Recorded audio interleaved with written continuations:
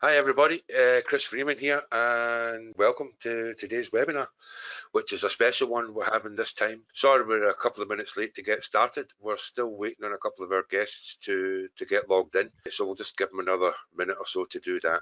For the new guys who signed up recently through Chris and John's webinar, I promised you a bonus, and that bonus was that I wanted to get a small group of existing members who've been using WPO version 1, so this past year really, and what they've managed to do with that and how they've been integrating that into their business to create new streams of income and new services that they can offer to their existing client base or new client base, you know. And before we get into all that, what I would like to say is it's important to realize, I'm sure most of you already know this, but the Google page experience update is in full rollout at the moment. You know, we're about a little over halfway through that. And I've heard people online saying, oh, well, you know, we haven't really seen any changes with the core web vitals and stuff like that. To people who are thinking like that, I would put up a little red flag and I would say, yeah, I've read these things too. However, on my own sites and on client sites, I am seeing a change. It's not dramatic, you know, they're not jumping like 10 pages at a time, but sites that are not prepared are going down in general, and sites that are prepared are going up in general. And please keep in mind also, these three core web vitals that have come out now, this is just the tip of the iceberg. This is just the start of it. And I've seen a couple of professional SEOs, I'm not going to mention any names here because I don't want to fight with anybody about it. Everyone's entitled to their own opinion about how things work and how they don't work. And here at WPO, we're not a great fan of opinion. Well, that's not true. Everybody can have an opinion, but we prefer facts, you know, and our results are based on testing and data and results, not what I think it should be or what it could be or what I would like it to be, but what it is. Okay, and there are changes, so please do keep an eye on that. I can see some of the new guys that have come in. They're already firing ahead with this stuff, and I've got some sites built up and are really getting into it, which is great. Because remember, as I've mentioned before, we have a golden window of opportunity here at the moment. Because especially with mobile first ranking now, which has been going on for the last couple of years, and the added implementation of the page experience update and core web vitals, this means a lot of sites are in trouble. I mean, if you go and check any site in Google PageSpeed Insights, you'll see very clearly that most sites you look at have no chance of passing core web vitals with the results they're getting. I mean, it's quite regular, and I see, you know, 10 and 20% results on mobile results for page speed insights, and of course that's nowhere close to a pass result. So of course this is a big part of what we do anyway. Also moving forward, we're going to keep you up to date on all this, and that's not really what today's or today's webinar is all about. What I wanted to do today is, as I promised on the original webinar, is I want to introduce you to a few people who are already using this successfully and are making money from it, and by integrating it into the business they already have, and by getting new clients for things that perhaps they weren't able to do before because of the technicality of the work involved. Now, one of the beauties of using WP Optimal is about over 90% of all the technical aspects, I mean, the real developer stuff, it's already taken care for you. So when you install WPO, you're going to be getting high scores right out the box, okay? And the beauty of that, of course, is you don't have to know all the technical stuff. We've done all the heavy lifting for you. So that's done. So that starts you off from a very good place, rather than going and buying or downloading even a free template or something, theme from WordPress. These guys just don't have, they're not focused on performance and speed. They're focused primarily on design, you know, and design is not what gets you results. Design is not what gets you rankings, and it's not what gets you performance. Okay, think about it like a cake, you know, a wedding cake, for example. Our job is to make a delicious cake, okay? And the icing that goes on that cake, that's the theme, that's your design work. So of course that's important, because you're not going to buy a wedding cake that looks terrible. However, on the other hand, if you go and buy a really good looking wedding cake and you feed it to all your guests and the cake tastes like crap, then that's what they remember. It doesn't matter how good it looked, they remember the taste of the cake was not good. Okay, therefore it's a bad cake. Probably not the best analogy, but that's kind of how this all works. Okay, so I don't want to sit here and bore you all to death with me talking again for the next couple of hours, so I'm not going to do that. What I'm going to do is I'm going to introduce you to the first of our guests this evening, and this is Daryl. Daryl's based in Sydney, in Australia. He's going to talk for 5 or 10 minutes on how he's found using this system and the benefits he's found from it, and also any negative aspects he's found. None of this is pre-planned, so I've told all the guys here, look, the good, the bad, and the ugly, don't hold yourself back. You know, this is about sharing their experience with this for people who have not really got into using it yet, you know, because it's one thing me sitting telling you here what you should be doing and all the rest of it. It's another thing for somebody who's already picked up the ball and ran with it. And I think that may be more beneficial to the people listening here tonight.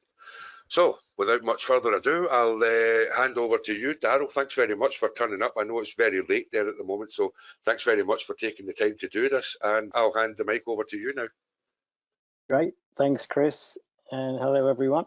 So, I've been using, WP Optimal's probably been out for, 12 months, Chris, something like that.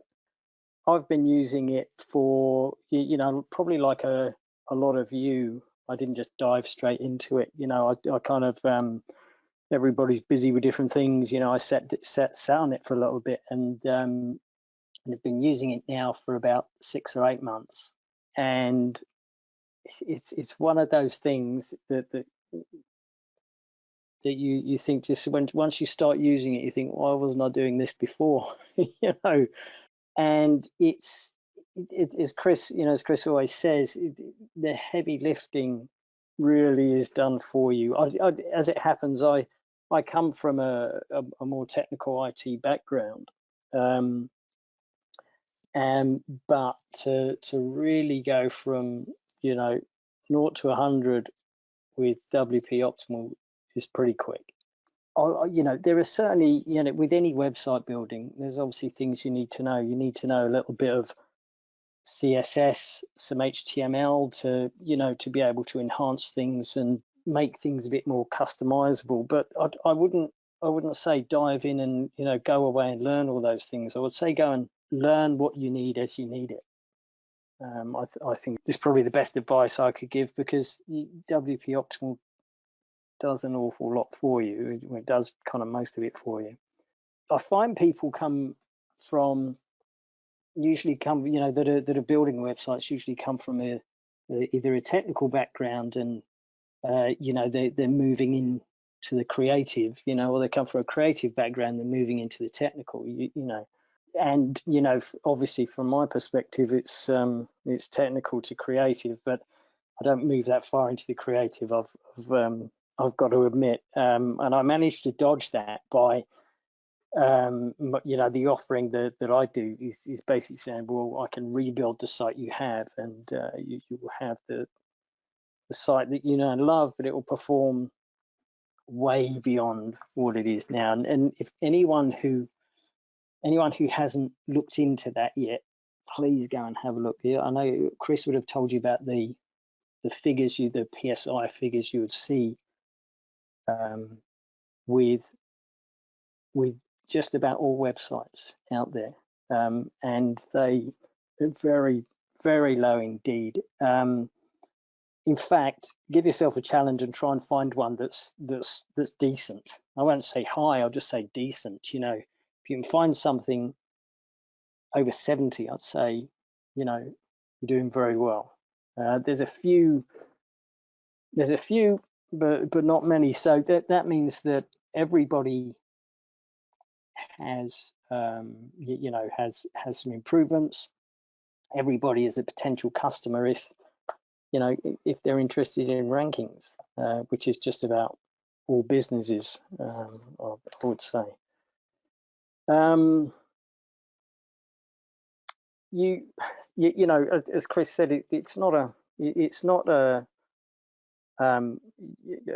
your average WordPress template by any stretch. It's not a template. But if you have been moving around in that space and you're a bit familiar with WordPress, again, I think this is pretty easy to get going with. I'm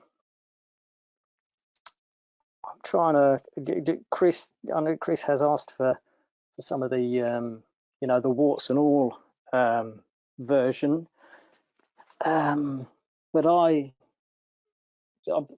struggling to find things to complain about. you know,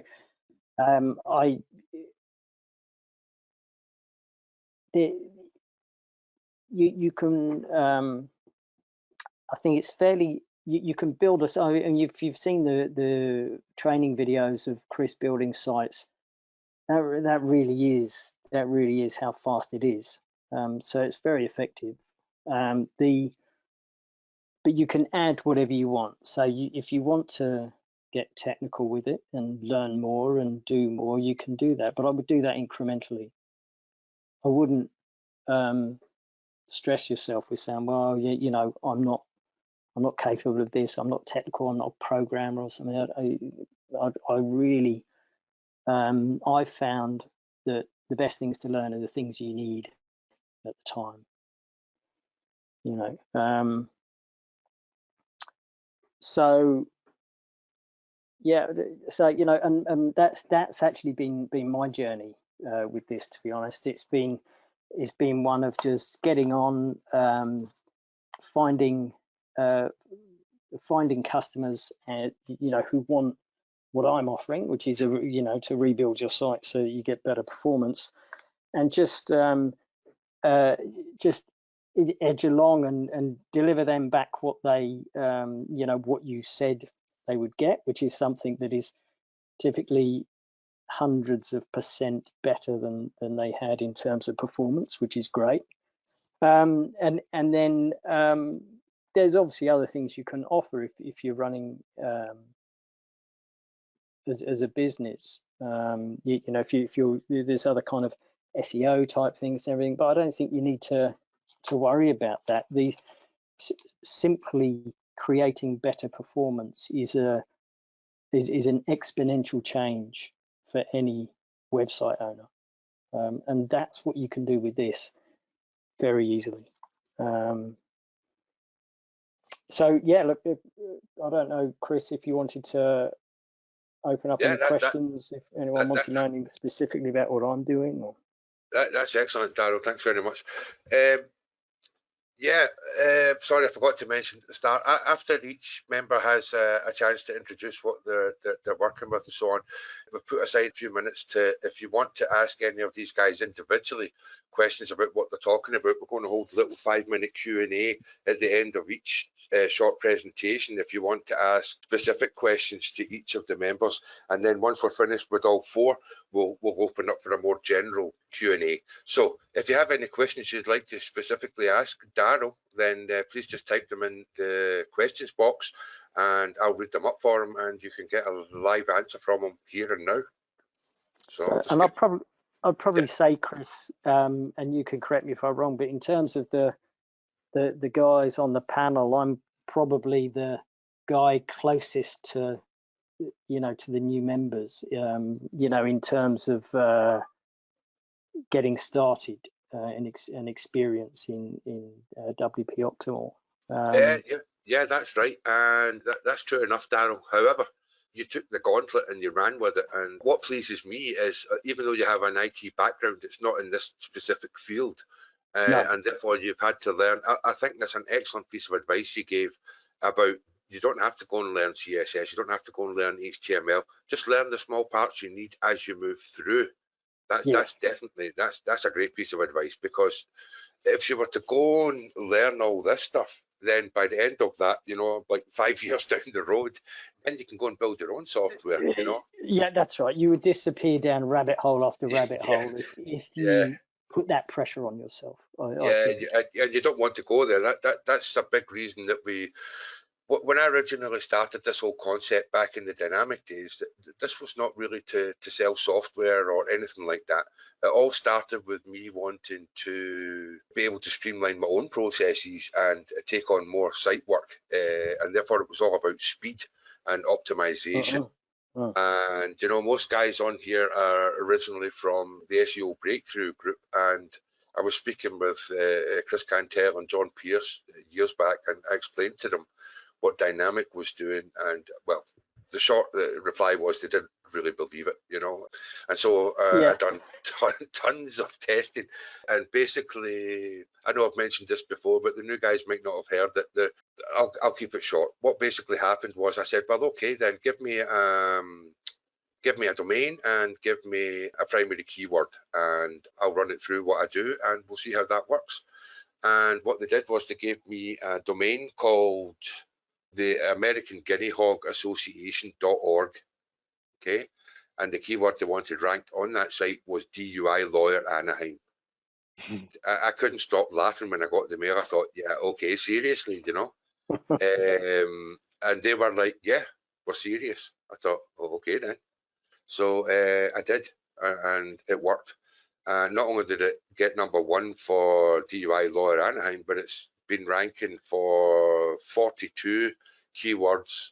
And when I say ranking, I mean top position, #1, first page, for 42 keywords consistently now for just over 6 years.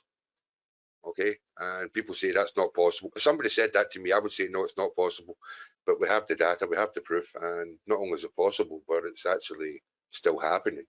And I was interested because that was built in Dynamic, and I was interested in how it would be when I switched it over to Optimal, and that's just only made it stronger. I was a bit worried that by changing the theme, Google would catch on to a site that wasn't really, I mean, it's a test site, right? We're not trying to make money or anything out that site, but it's still ranking since I updated it at the beginning of this year. Still all #1 positions. So it's only got stronger, and the performance now is, of course, much better as well, because one of the things with Dynamic was it was written in old code, direct PHP, and you know, WPO is still PHP based. However, the reason we decided to build everything from scratch was John Paul, who's the lead developer, and we developed our own language or pseudo language to put on top of the PHP. And that's a big part of where all the performance enhancement comes in and the ease of use. Okay, so this is why you don't need to learn all the techie stuff. It's because we've done that and written it into a much more simple code, whereby we use placeholders, which are similar to shortcodes, for example. Similar to the way you would use a shortcode, we use placeholders for that, which allows you the same ability as a fully fledged developer to go in and build site templates and themes and everything, really, you know. But as Daryl also mentioned, start at the beginning, you know, start with what you're comfortable with, learn a little more, and you'll find very quickly that you don't need to learn all these things. It's back to the Pareto principle, 80-20 rule. You know, if you learn, in fact, you don't even need 20%. If you learned about 5 or 10% of stuff, you're going to find that's the stuff you use all the time.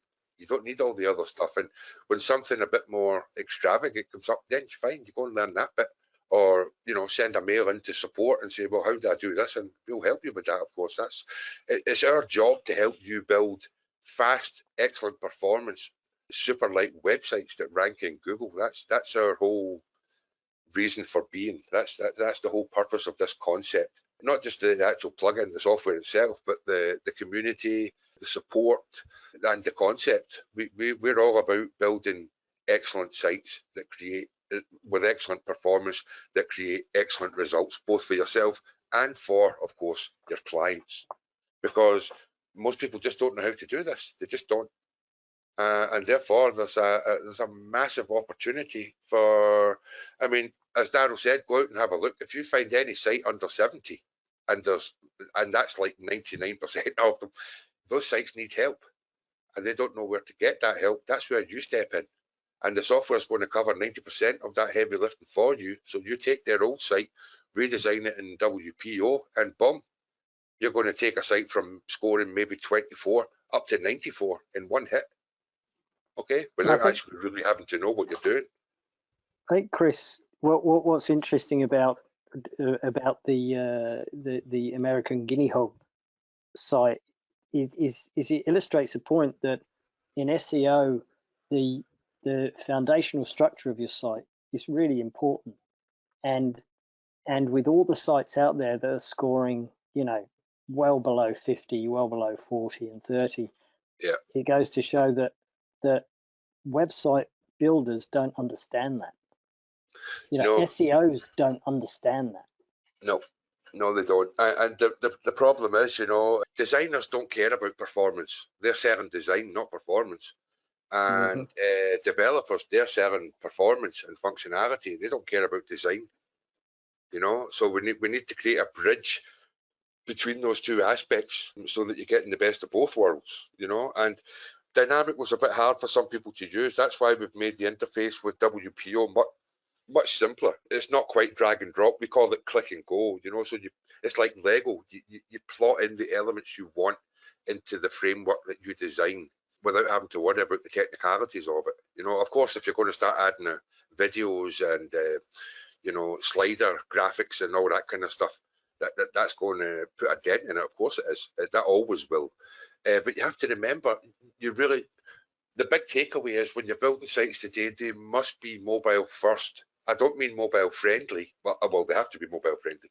But what I mean is you must look at it from a mobile first perspective. And if you're putting things like, slider, video, all these things like you would on a normal desktop site, not only does that slow down the mobile version, you're actually draining your visitor's battery quite substantially just by visiting your site. Okay, so keep these things in mind. It's all about being lightweight. WPO, when you install it, installs a totally lightweight system for you to use. And the idea there is to try and keep it as lightweight as possible. Don't take all the added benefit you've got and then just slap on a ton of heavy resources, because then you might as well just build a normal WordPress site and you'll be the same as everybody else. So you try and keep away from that. And keep things as light as possible, and think about your own usage of mobile devices. For example, what do you find useful and what do you not find? What do you not like about mobile, right? When you're looking at sites on mobile, what is it that really annoys you? Then just make sure you don't do stuff like that on your own sites. Okay, it's as simple as that, really. So listen, we've got a few questions coming in here, Daryl, so I'm just going to fire right into them if that's okay with you. Sure, yeah. Okay, let me get to the top here. What sites are you working on, e-commerce or others? That's from Roy. Before you answer that one, Daryl, let me just say, Roy, e-commerce sites are a creature unto themselves. Certainly you can use WPO if you want to, but that's not what it's designed for. We did not take e-commerce into consideration when doing this. And people using e-commerce, I would recommend, if you need to build, let's say you've got a client who's using WooCommerce, for example, then my advice there would be go and get a WooCommerce specific theme and use that. Because if you try and build that in WPO, it can be done, but you're going to have to do a lot of custom work. Okay, you're not going to get the same results anyway, because e-commerce is heavy resources because of the amount of data that's involved in it. So, but with that said, do you do e-commerce stuff, Daryl, yourself? I don't, and I'm glad it was Roy. I'm glad Roy asked that, because I avoid them for a number of reasons.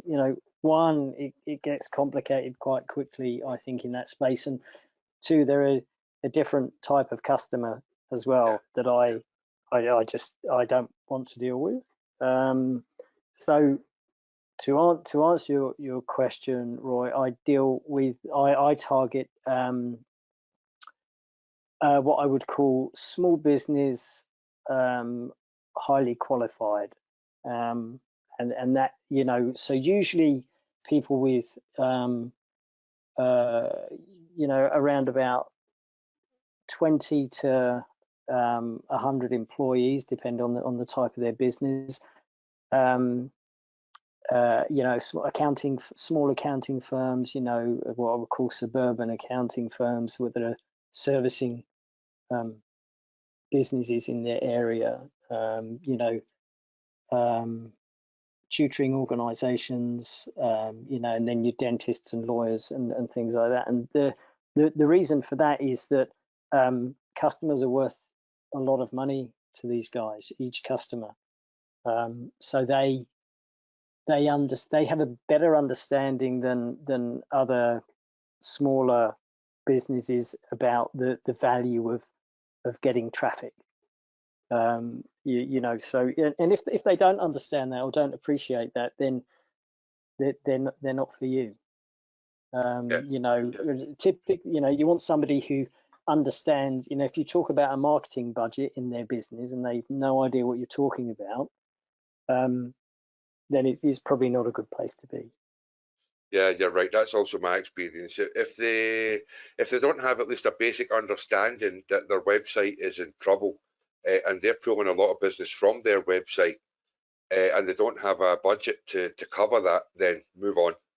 Mm. Really, don't try and be a hero for everybody. Okay, you're just going to make life much more difficult for yourself. And a Um, good way to do that is when you come across sites that are bad, you can see that's a potential customer right there.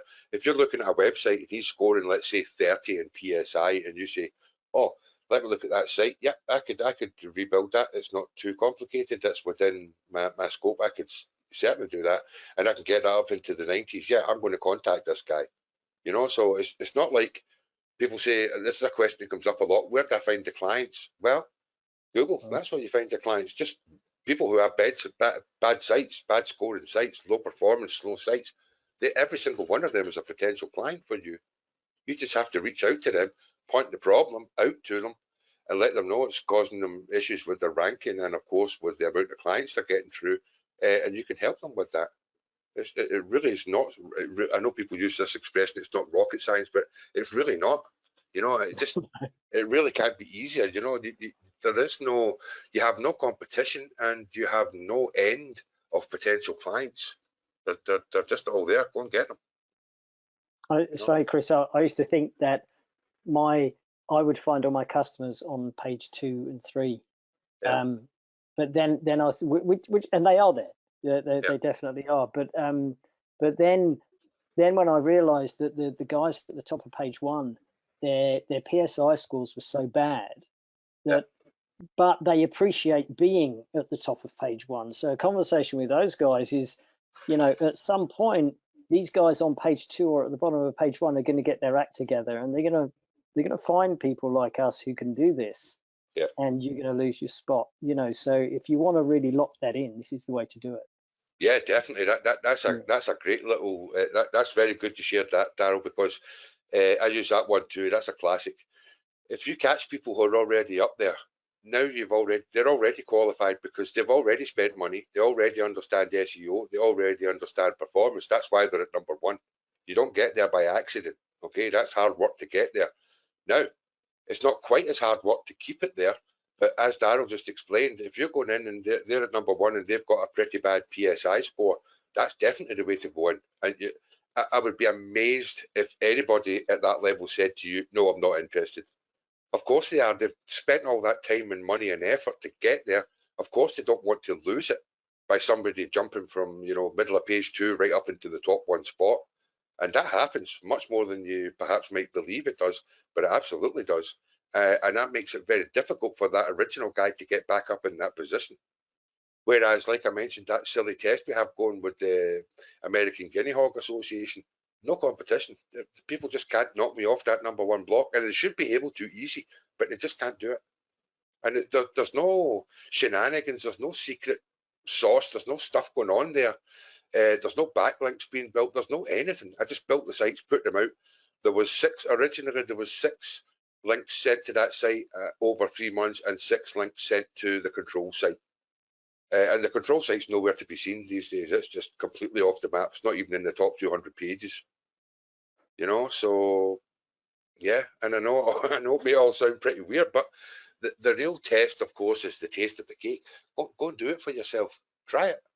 If you're in doubt of any of this stuff, you don't take my word for it. Go and try it for yourself. You'll see. It just works. So let's see what else we've got here. Here's one from Tom Wilson for you, Daryl. How are you at prospecting? What is your close ratio? Your close ratio? Yeah, yeah. Look, that's sales, right? That's a Yeah, that's a tough gig in my opinion. yeah. Because I'm not a hardened salesman by any Well, stretch. So let me ask you another way. When you go out and you have targeted a client, before you even speak to that client, what would you estimate your chances of getting that client are? there's a few. It depends on that. how I've targeted them, how it's so how I've come across them. If it's a cold calling, so I send out a lot of emails, and that's as any person in sales would tell you, that can be a tough gig, but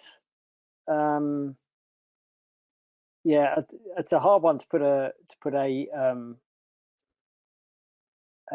ratio on, and again, it's like anything. It's having the right approach for the right business, and then how and how your delivery works with that. It's it's sales. Yeah, that's right. Yeah. So sorry, Chris. I'll just put on the back of that. But when you've got a very compelling and honest story, and a great product, and you're talking about something they're interested in, which you should be, which is their business and their growth. You're on a good footing. You're not trying to sell them something they don't want or shouldn't need by any stretch. Yeah, exactly. And again, it really depends on how you target and who you're targeting. Honestly, don't waste time going out and trying to present this as the all-in-one solution for every site. It's not. Well, it could be, but you're making life way too difficult for yourself. Go and track the guys who need this. That's a perfect place to start, like Daryl mentioned. Go and see who's ranking in the top 3 already. And if they have bad results, i.e. anything under 70, then approach them and tell them you can help them with that. And look, I'll tell you who else you can have a great conversation with is people that aren't ranking anywhere but are advertising their way to the top. Now, these people are already paying big dollars to advertise, right? And while they're advertising, they're paying a fortune to Google. When they stop advertising, they've got nothing. It's all over. They're nowhere to be seen. Pouring money into, putting money into your website is, you're basically, they're building an asset that remains. It's persistent. Yeah. Not only that, with PPC, let's take again the Guinea Hog site. That's a lawyer site, DUI lawyer Anaheim. Right now, I'd be expecting to pay somewhere between $50 and $100 per click on Google PPC for that. And even at that price, the top PPC ad is getting less than 3% of the total traffic for that website. Okay, so I'm paying $100, let's say, for every click. Now, wow, that's a lot of money. If I'm sitting on number 1 in the organic, I'm now getting 33.4% of all traffic, and it's not costing me a penny, and it stays there whether I pay Google or not. Okay, so why do you want the client paying Google when they can pay you? I mean, $100 a click, how much is that a month? That's an extortionate amount of money. You could easily get their site up and running for that, rebuild the site and get them on a retainer every month to keep them up there. There's plenty of models you can use with a system like this to build yourself a business in a very short space of time. Absolutely there is. Okay, here's one from Ed Hannon. Hi Daryl, do you ever get clients to do content updates themselves and or train clients on WP Optimal? Not training on WP Optimal, no. But there's WordPress, obviously, where they should know how to update content. A lot of people do want to be able to do that. What's the other part of the question? Let me scroll back up there. Do you ever get clients to do content updates themselves and or train clients on WP Optimal? Yeah. So the answer is yeah. A lot of clients do want to know how to do that, or some actually they kind of either want to know and get their hands in, or they just don't want anything to do with it. And that's where there's opportunity, I think, for retainers just to help them with things like that, just manage their site. Yeah, Well, exactly. Or just offer them a webmaster service site for a couple yes. $100 a month or something. If they've got content, they just send it to you. You put it up there for them, stick up the text and the images, and take care of that for them. And keep their plugins up to date and regular backups of their site and stuff like that. You can easily charge a couple of $100 a month for that on retainer. No problem at all.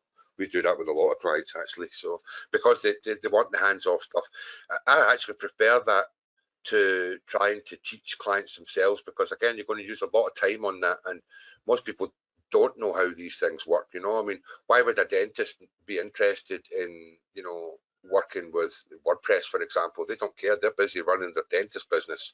They're looking for somebody who can take care of this part of the business for them, and that's a big part of where you guys have big opportunities.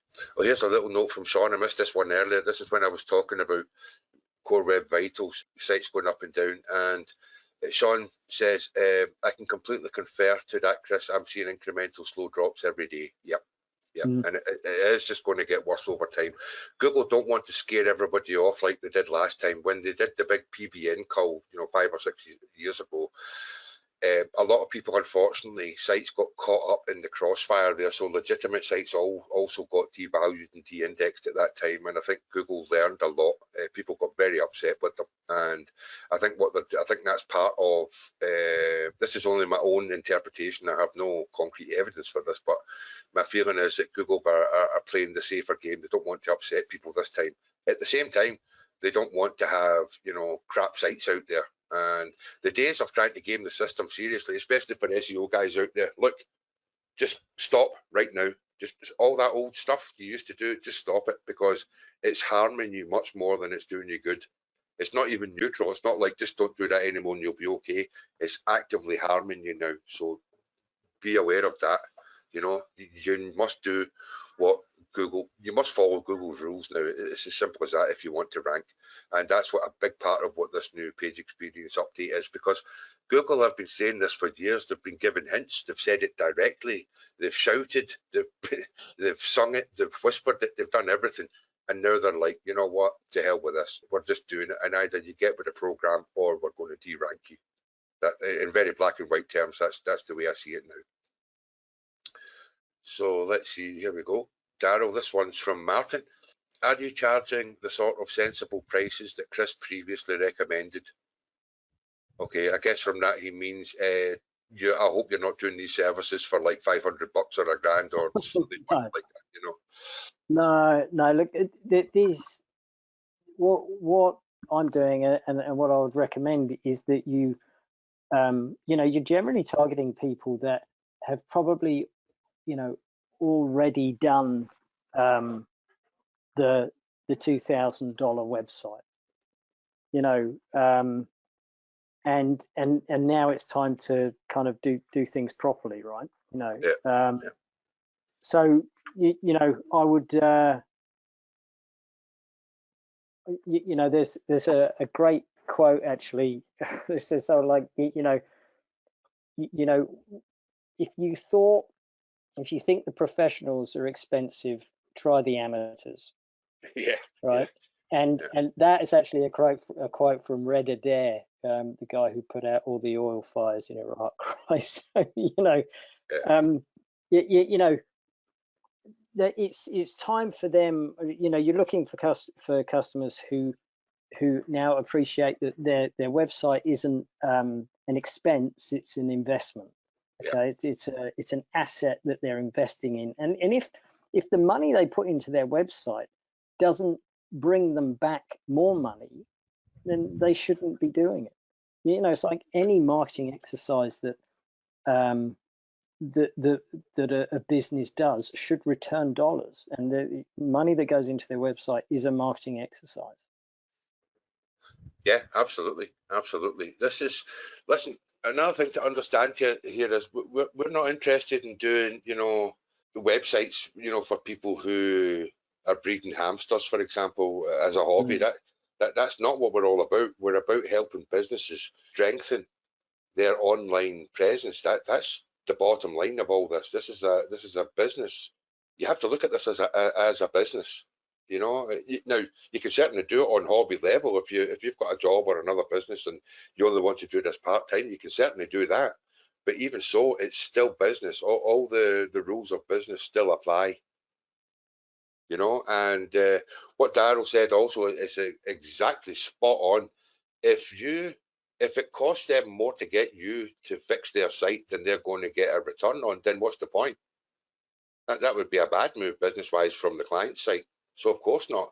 But let's say you go out there and you charge $5 for rebuilding his website for him, and he's now getting traffic coming in, not only what he was getting before, but he's now up on the top half of page 1 on Google. He's getting a lot more traffic. And believe me, he's going to be earning a lot more than $5 out of that if he's selling product or services. Of course he is.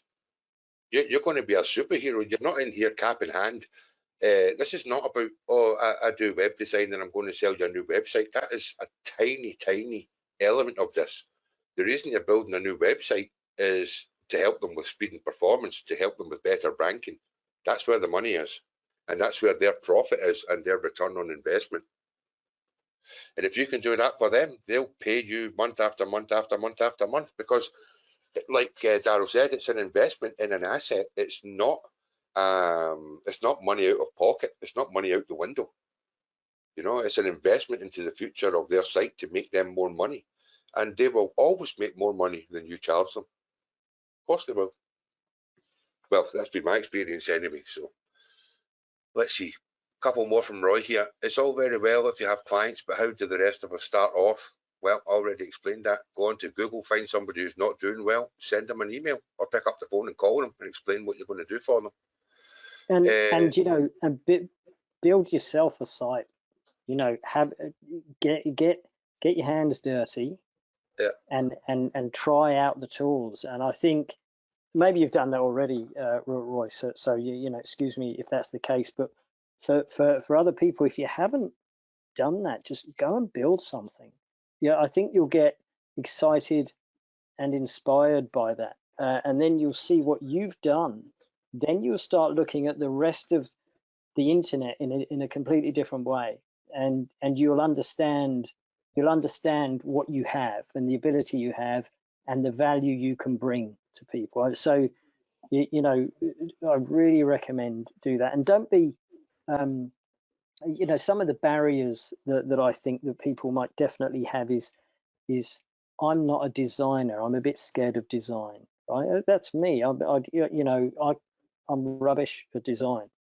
But I don't do design. I'm it's like you wouldn't get your architect to come along, finish the drawings, and then come and build your house, right? That's what a web designer is. Okay, so if you're doing a new site, I think rebuilds are a bit easier to tackle. But if you're doing a new site, and get a designer to do the design. If you think that you can't write content, well, nor should you be. Maybe you know, they can get a writer. They can write their own content. You know, so all these things are, I think, when you say, oh, I'm going to build a website, I'm going to design a website, these things are quite daunting if that isn't your background. So remember what it is you are doing, and don't be afraid to say, well, that's not me, but we'll get a designer, we'll get a writer, and we'll get those things done. Yeah, totally agree. Roy asks also, do you have any specific websites examples to check out?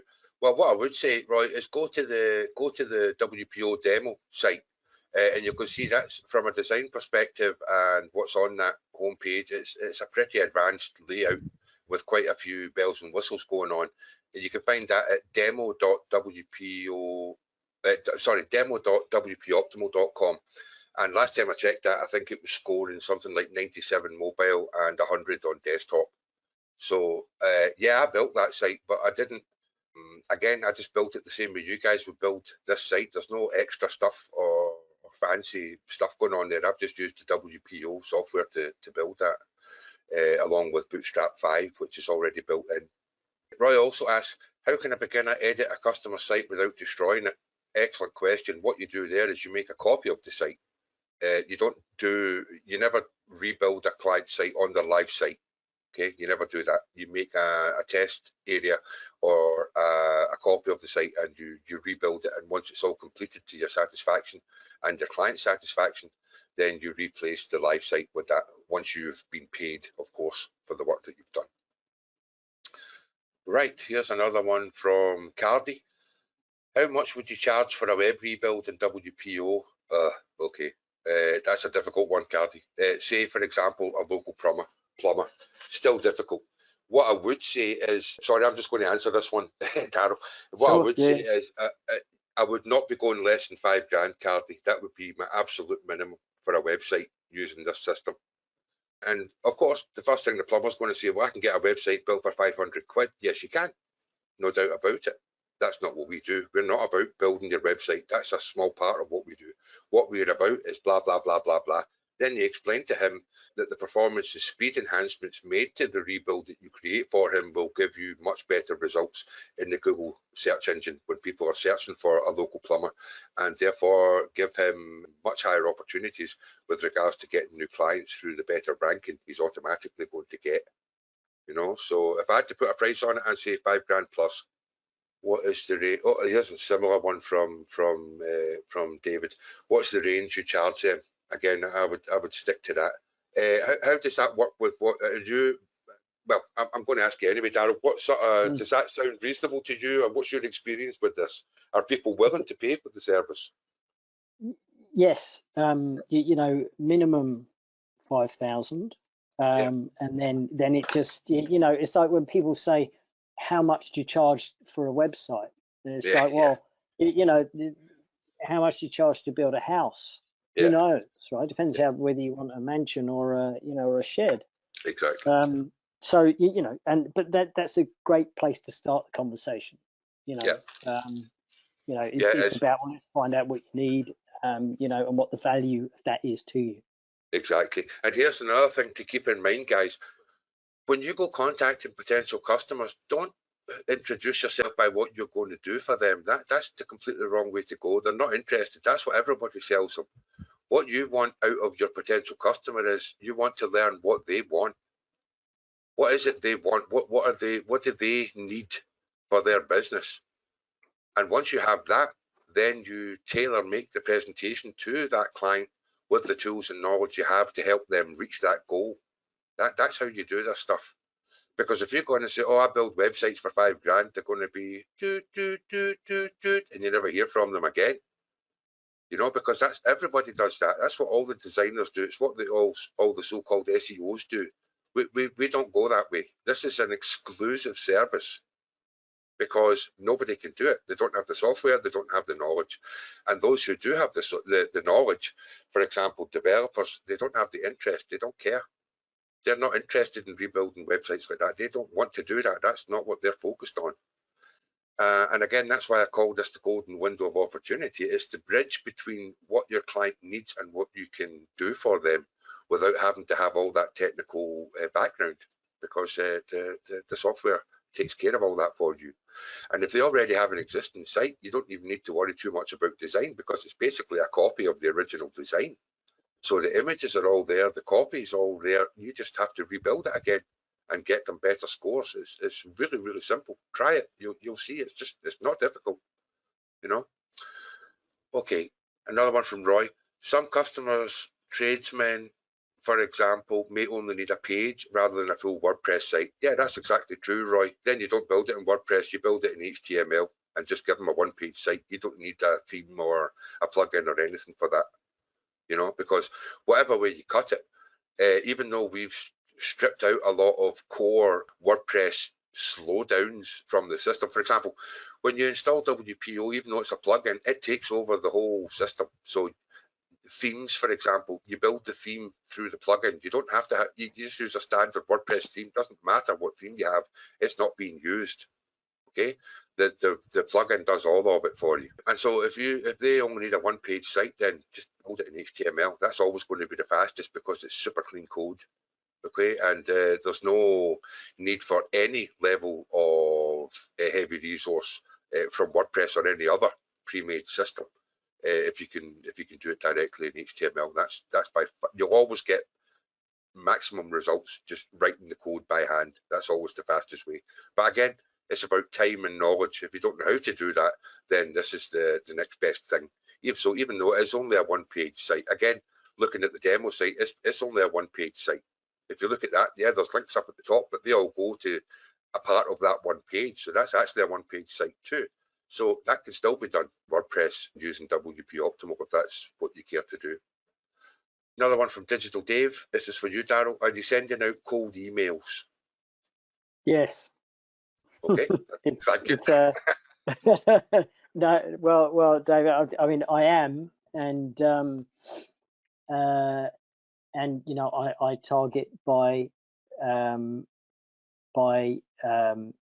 business niche and area, and largely what I do there is the sense of the email is, look, you know, so that our customers get the best service, we won't, you know, we'll only deal with 3 accountants in your business district. Yeah. You know, so then it's like, well, there's scarcity built in there straight away, but there's also some integrity, because, you know, you're not saying, well, going all around town doing everybody. Well, now you're just competing against yourself. So where are the positions, the ranking positions in that? Whereas if you say it's only ever going to be 3, that's it. You know, there's something in there for them. Yeah, exactly. Okay, there's a few more questions here that's coming in, but they're a bit more general. So what I'm going to do is keep them until the end Q&A, so we can move on to the next guy. Is there anything you'd like to add, Daryl, before I move over to Chris? No, not for now. Thanks. Oh, okay, great, thanks. Chris M, are you ready to step up to the plate? Yeah, hi everybody. Well, you've covered about 90% of my notes. So, okay. So I don't know what to talk about. Okay, here's what I'll do then, guys. Is I'm just going to talk a little bit about, you know, I understand a lot of the questions that you're coming with, and because I've experienced bit slower, Chris, bit slower. Oh, sorry. Yeah. Scottish accent, it's a bit much. So I understand you fine.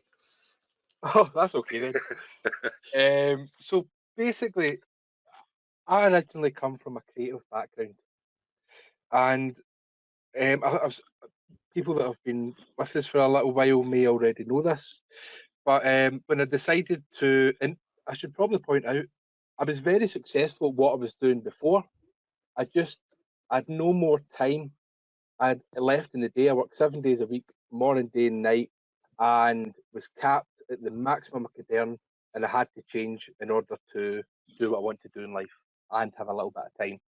So I started part-time, tried to learn everything I could about making websites, and I found that I was reading the same information that was conflicting with other information. Everybody had the best idea, and people didn't teach you the foundation of things.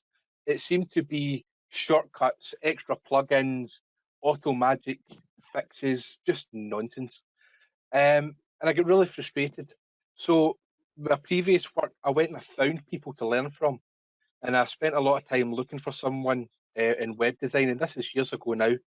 And it turned out I already knew one, which was Chris Freeman, and I eventually ended up harassing him enough that I eventually decided to mentor me. And he set me on a path. I don't know, he used to make that software dynamic, and I don't know if it's because he was so focused with that or he was trying to get his own back and put me off. But he gave me a lot of stuff to go and learn, and it was really hard to learn, and I'm glad I did. I started making, well, it would be unfair to call it mobile first, but optimal mobile friendly websites is probably a better way to put it.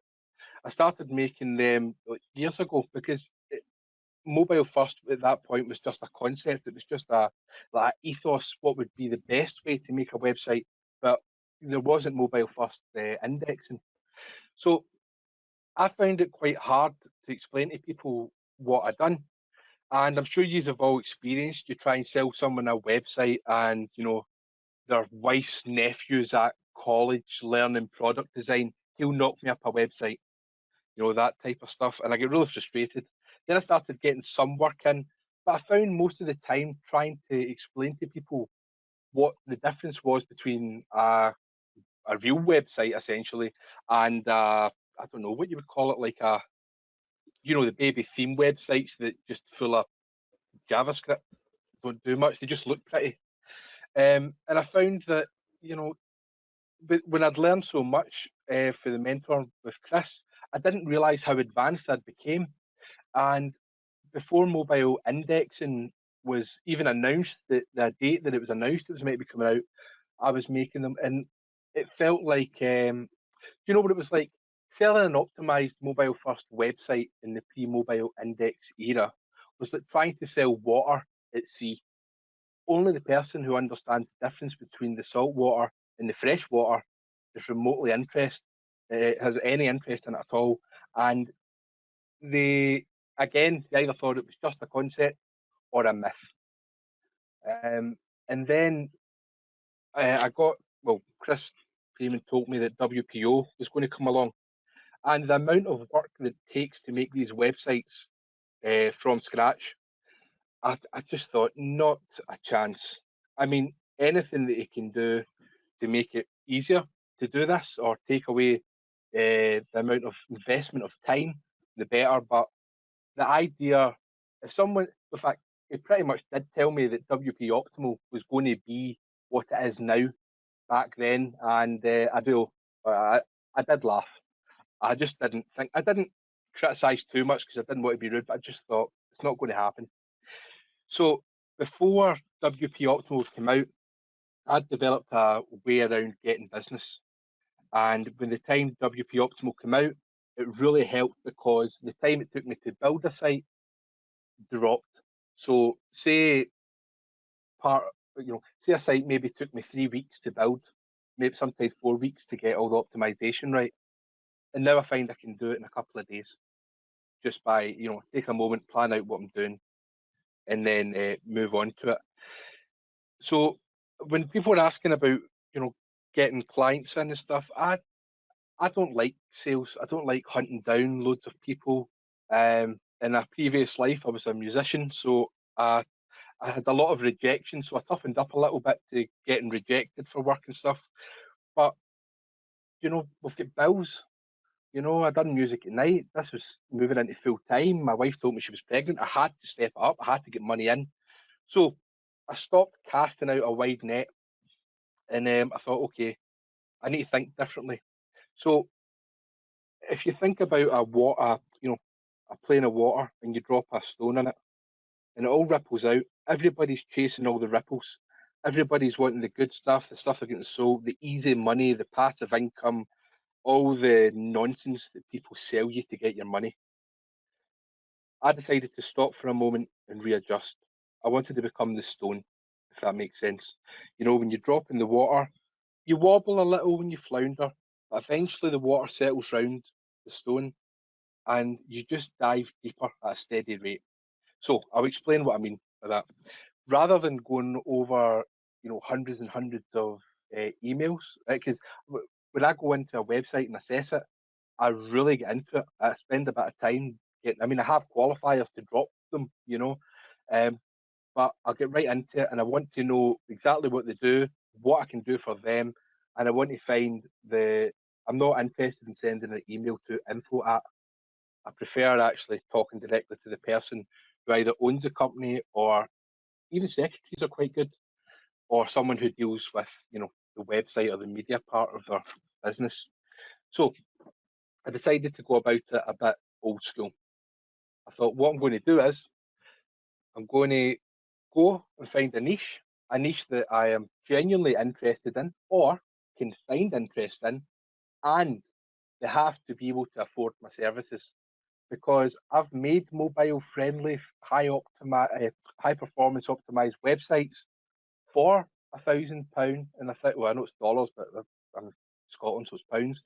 Here, it's for £1,000 or £1,500, and people have told me how expensive it was, and you're making these sites for people who are trying to. They're just all hassle, full of complaints, never happy, and they don't even understand what you've done. So I decided to stop that. When I started looking for the new tier of clients, they had to be able to afford it. Otherwise, they just weren't worth looking at. So I'd pick the niche. I'd go in, and as Daryl was saying, go through the pages, especially the people at the top, because they want to stay at the top. And I would figure out what I could do. I'd find the people within the niche that I could really add a lot of value to their website by rebuilding it. I maybe have an advantage that I was a designer as well, but at the time, the disadvantage was the development. I had to really work hard at development all the time, which WP was great. That does literally most of it for you, so that was a great time saver for me and headache because I enjoy the designing bit more, Anyway, I'd make a list and I would take the top 20 of that list. Then I would go through the website in even more detail and I would note off something nice as well, something good about it, because there's nothing worse than totally ripping apart someone's site, and then that's it. So it's nice to, one, give them a pat on the head for doing something good, and two, let them know that you have went through their site properly. Then I would go and get some really nice paper and a really nice envelope, and I would print out the letter, but I would handwrite the address and I would physically mail them a letter. So when I'd done that, I made a point of, I'll explain why in a minute, but I made a point of getting high quality, eco-friendly paper, and when I made a point of, rather than saying it was eco-friendly, I just made sure the little logo was printed down in the right-hand side at the bottom, just subtly. So they either notice it or they don't. But if they know what it is, they will notice it. If they don't, then it doesn't really matter. When that lands on the desk of the person, they see, think about it. When was the last time someone actually wrote you a letter or even took the time to write down your address on the envelope? So, and it's high quality, so of course they're going to open it. And if you think about it, how many people open emails? When you see emails coming in, you go, oh, do I need to read more emails? But when you get a letter, it's different. There's something unique about it because it's rare now. So once that's open, they're going to read through it. They might as well. They've already started. And by the time they get to the end of the letter, and I didn't offer prices or anything. I just told them what results I can give them and what I can do to help the site, how their site's in damage, what I can do to fix it, and just sell them results, because we're entrepreneurs. Entrepreneurs don't get paid by time, we get paid by results. So at the end of it, rather than giving them a call to action and saying, oh, please contact me here or let me know if you're interested and all that nonsense, I just cut right to it. I said, look, I know this is a lot to take in. Don't worry. We can not only fix your website, we can convert it into a lean, clean ranking machine. Everything will be fine. I'll leave you to digest this information and I will send you an email on day X. I normally give them, I try and aim it over a week. It depends on the day I send it out. I like sending a mail on it depends on how far away they are, but I try and aim it so that they're getting it for a Tuesday or a Wednesday. I try and make sure they're not going to receive the letter on a Monday. And even if they're not interested instantly, it's in their head, they've thought about it, and that high quality paper is frustrating because you don't want to throw it out because it's nice. And you might think, well, I would throw it out. And the way I see it is, if someone takes the paper that I've sent and all the detail that they've got and that list of how to fix their problems and they bin it, that's a qualifier because I don't want them as a client. Where you want to create value for your client, and if they can't appreciate the small detail or the extra effort that you've went to just to talk to them, then they're not going to see any of the small details that you've added up to create a high quality website. So that was the theory behind the letter. And then when you email them, you don't even need to go in with the price. Just say, oh, I sent you a letter. I hope you received it okay. Did you have a chance to go over the website? And if they don't answer that, then the week later, I would send another email.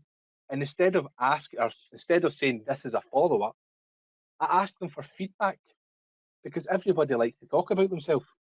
They want to be able to rip apart what you've done as well, and they might not be nasty. It's not even a nasty thing. It's just you've either made an impression and they go, oh, wow, that was really good. if they treat their prospects like this, how well do they treat their clients? Or they might say, oh, that's a desperate act to try and get my attention, you know? And if they feel like that, I'm sure they want to tell you anyway. So if they haven't contacted you by the first contact, then they're already expecting you to make contact with them. So that heats up the lead a little bit. It's not just cold email. They know it's coming. And then the next part of it, again, if I've not answered you, is you're asking for feedback. What have, the offer that I'm giving them or what I'm telling them can be done for them is going to change their business for the better. Why they're not interested, it seems a bit crazy. So when you're asking for feedback, that's all you ask for. And believe it or not, after they give you a bit of feedback, thank them for it, develop a conversation. So once they realise that they're in hot water with their website and everything you've said is true, guess who they're going to contact first to fix the problem? So after going about it that way, I expect, and I tell them to go into Google PageSpeed Insights and check the site for themselves. And I know the first thing they're going to do is go to my website and they're going to run that through it.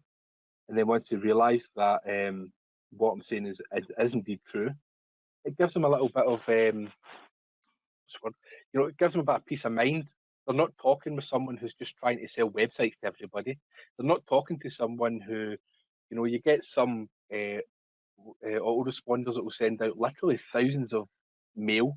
You get people using spam bots to take over web forms and websites. So that's what people are used to. So receiving a handwritten letter really, really does go to the core of someone and makes them feel warm. They already, maybe not feel friendly towards you, but they feel warmer than they would have if you just contact them out the blue.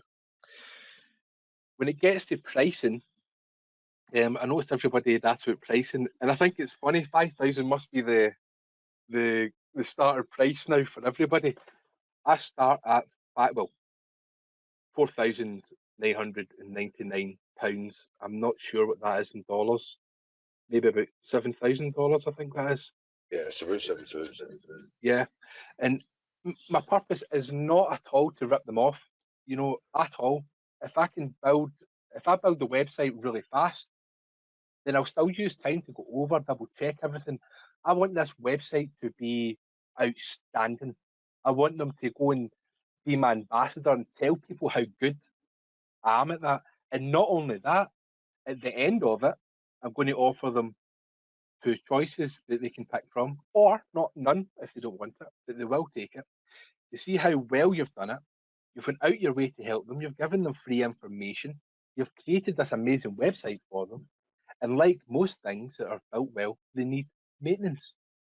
So I offer 2 services: Webmaster Services, which is updating plugins, keeping WordPress up to date, and then you can take fresh backups. If anything happens to their website, you've got their backup there.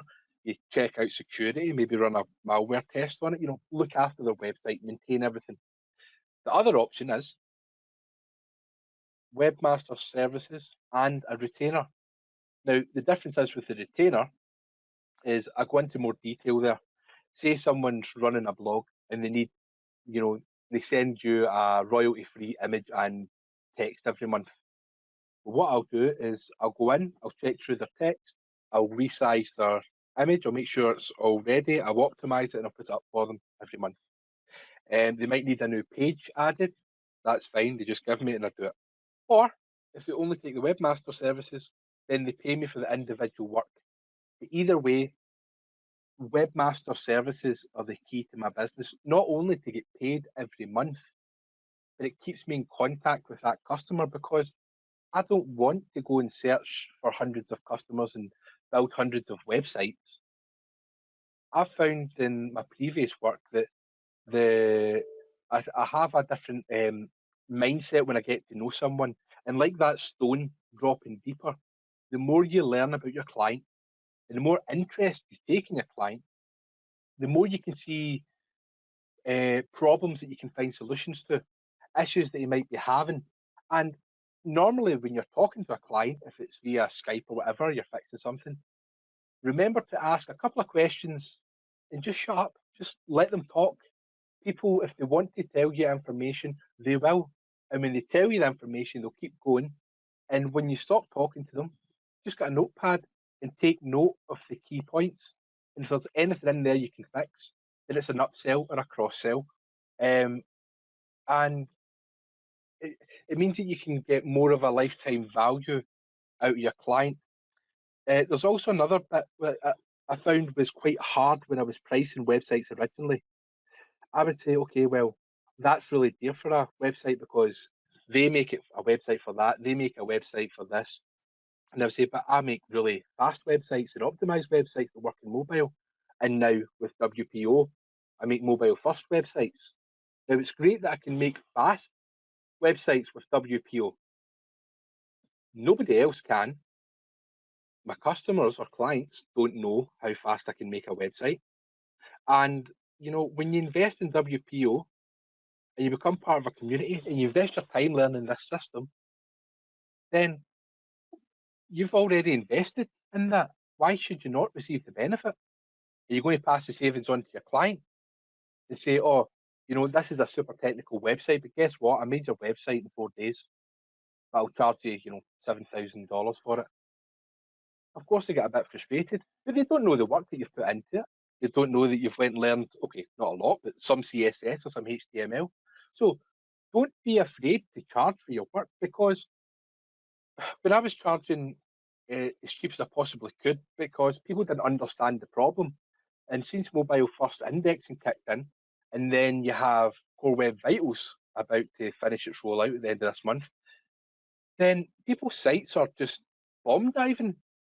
If you have, this is true, right? This is by John Mueller. He said, Google only crawl mobile websites.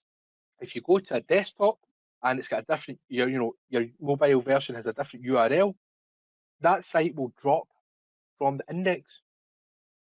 So you won't even get it. It's pointless. So we're not a way out trying to sell people hot air. We're selling a very, very, very exclusive solution for them to make money. And if they're going to make a lot of money out of your work, why can't you make enough to cover your overheads, your bills?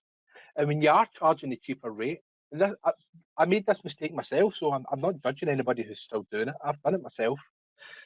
I'm going to just speak in pounds now, because obviously that's what I'm operating in.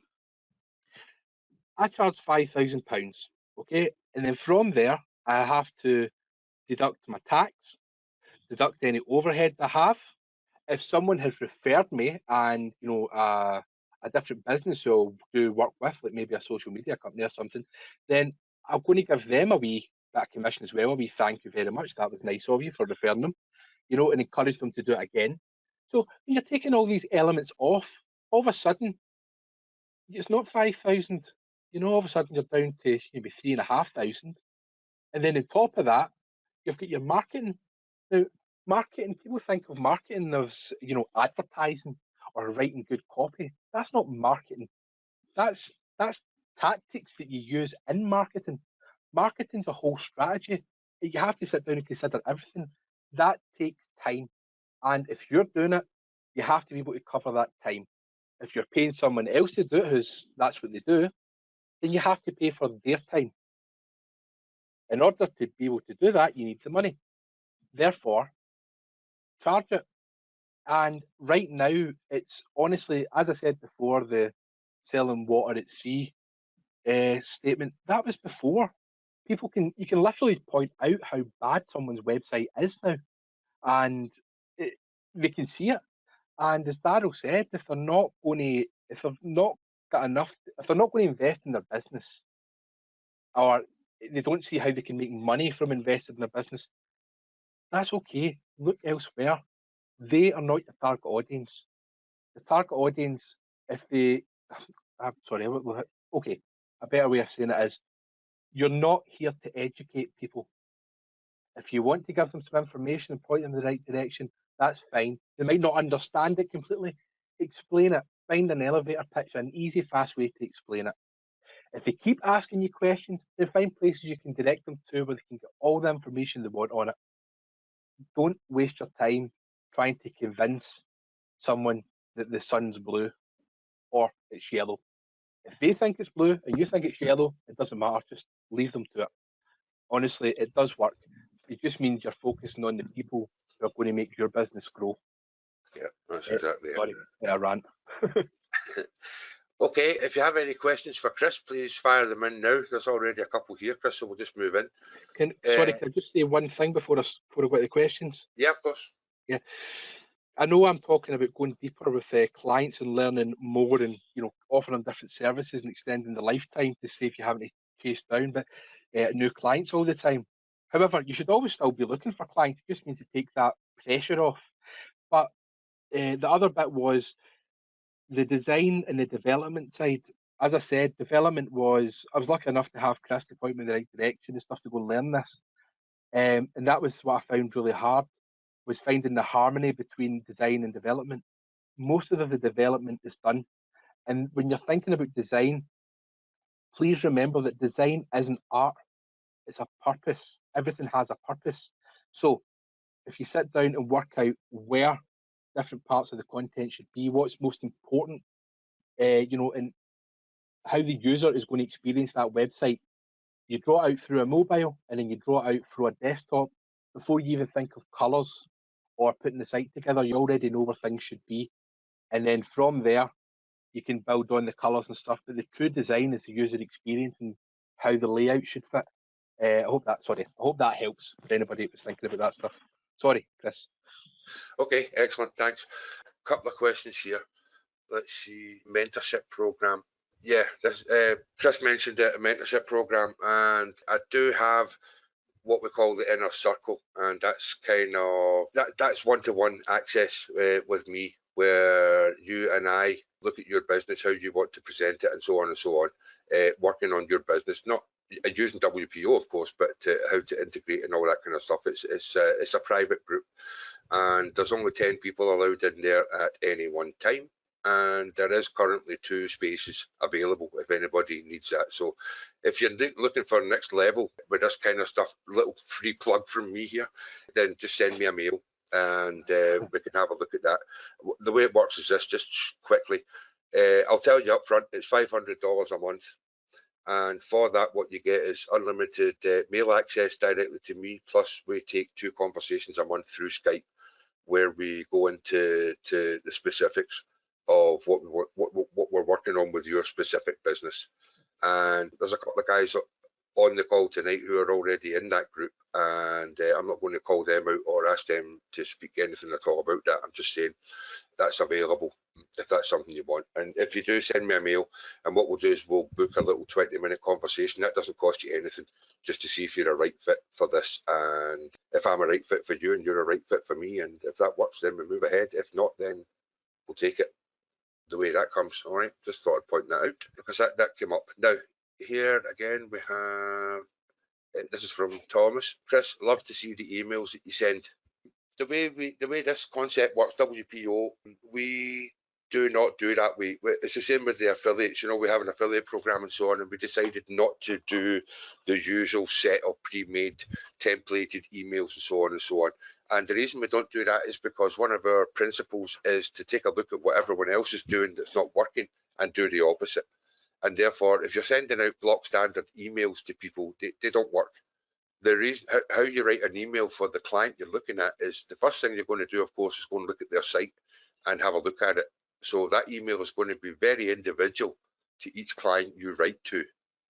Okay, so try and avoid getting caught up in generics, because people smell these a mile away, and your email is more likely to land in the bin before it's even read when you send mails like that. Can I add on to that? Yep. So when I was talking about the mail, what is I don't know what the term is online for it. Is that snail mail when it's you send it old school, with a stamp? Yes, snail mail. Well, what I do with that is, rather than having a template, I go into the niche so that I can learn more about that niche, so I can understand the problems better in order to find solutions.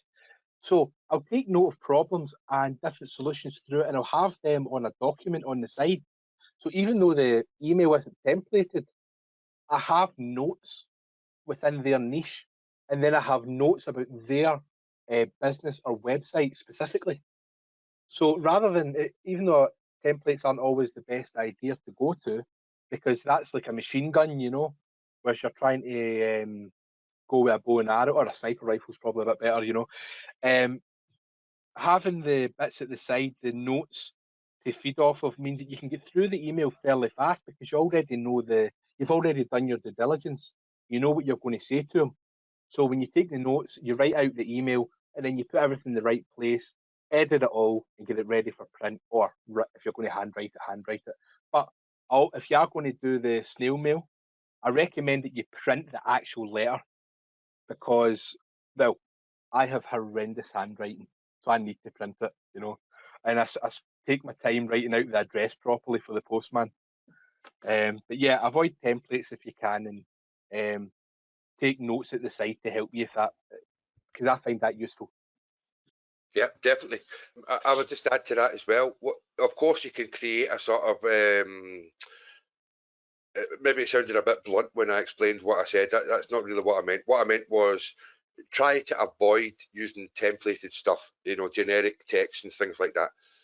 Of course, you do want some sort of structure to your letter and your follow-up mails and stuff like that. So what you would do there is, like Chris just said, you know, take a look at the market, analyze the market, at least understand some of the language used and the terms used, and what the market's all about. If you don't have much experience with that particular niche, it's good that you have a decent background on it, and then use that. What you can use is what we call a standard operating procedure. So you can create a list of things that the framework of your letter or the framework of your mail. You can do that, for example. But again, that comes through trial and error. You know, just make one, get started with that, test it, see how it goes. If you make sales, good, see if you can tighten up. If you don't make sales, then try another approach. Just keep going until something starts and you get a good foundation to work from. Yeah. Okay, another one for you, Chris. What does Chris charge for webmaster services per month? And that's from Marjorie. Okay, so webmaster services. Before we get into Chris, sorry, before we get into it, I'll just say keep it short, because we're an hour and a half in already, and we've only done 2, and I don't want to keep everybody here all day, so we need to kind of move on. Yep. Okay. Yeah. So webmaster services themselves, it's a fixed price for that, which is, well, £199, but basically £200. I'm not sure what that is in dollars, maybe 300 odd. And for webmaster services and retainer, I am £699 pounds.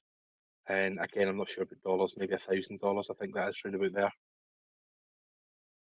Okay, excellent, thanks. This is from Mark. Brilliant real life experience we can gain a lot from. Thanks, Chris McCain. I learned a lot from that. Well, excellent. I'm glad. Excellent. Yeah, thanks, Mark. Okay, I can't see any more questions yet. Well, there is some, but again, we'll be keeping them until the end because they're more general rather than specific. Before I move on to my next section, there's a couple of things coming up that I've talked to Chris about, and I'll make a presentation and show you another thing to consider when selling. So hopefully something like that will be coming soon. Yeah, okay, you can just throw that up in the community forum then. People can pick it up from there. That would be great. Yeah, I still need to make it, but yeah. Yeah, but I'm just saying that, you know, use the community. And same to everybody on the call here. Please feel free to use the community. You can ask questions about anything, anytime up there, you know, and different members that are perhaps a few steps ahead will help you with stuff like that. And if not, then of course, me and the support team are also here. We keep an eye on all this stuff too. So, you know, don't be shy. We're here to help you build a good business for yourself. That's what we do. Okay, right then. Again, I mentioned earlier, I had some problems getting some people on, so or the members on. That's my fault. I don't think I sent the correct links and so on. But everybody's here now, so I'd just like to ask, Rainer, are you ready to step up to the mic and share the benefit of your wisdom? Yes, I am. Can you hear me okay? Yes, thanks. Excellent. Great. Pardon my Canadian accent. It's different. Yeah, but hey, it's from Saskatchewan. You've got 2 Scotsmen on the line and a guy in Saskatchewan. We'll get there. Yeah, okay. Well, I started building websites back in 2014. just, with WordPress, learning it. And I knew this dentist lady, and it was all referrals through a friend of a friend. And I've actually gone over there for dinner a few times. Anyway, they wanted to start up this thing called 123 Dental Emergency. And what it is a service for anybody that suddenly has a toothache or an emergency after hours. And so it's a 24-hour service where they could call in even really late in the morning. And they could, the lady would try to help them through with whatever the problem they had, and arrange for a real early appointment and all that sort of stuff. Well, it turned out there was like 110 dentists that she was servicing. And so I built the website. It's called 123dentalemergency.com. You could look that up. It was originally built on Divi, and I converted it to, when WPO 1.0 came out, I converted it over to 1.0, and now it's super fast. But anyway, it's a call tracking service that I do for them. So when people call in, we track all the calls. And basically, I don't do anything other than just host it. And so I'm just charging them $250 a month, and I do nothing, basically, except bill them at the end of the month. So I've had that for quite a while, and they eventually had a guy on their 123 dental, or 123 dentist site, dentist.com, I think it is, built a multi-site for them. And this, the dentist was called Willow Dental Care. So there was 6 people, or 6 clients on that site. And it was built in, it was WP Bakery, which is notoriously bad. It's super slow. I hate it, actually. I would go into it and I would change their little sliders every once in a while, a seasonal change or whatever. They were paying me for that. And that's all I was doing, was just changing the sliders. It was horribly bad. Anyway, as time went on, closer to present time, they wanted to break away from it. So I was offered 3 of them out of the 7 that were on there.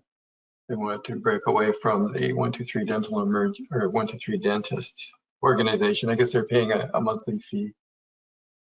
And I said, okay, here's what I'm going to do. And I approached them all, and I said, I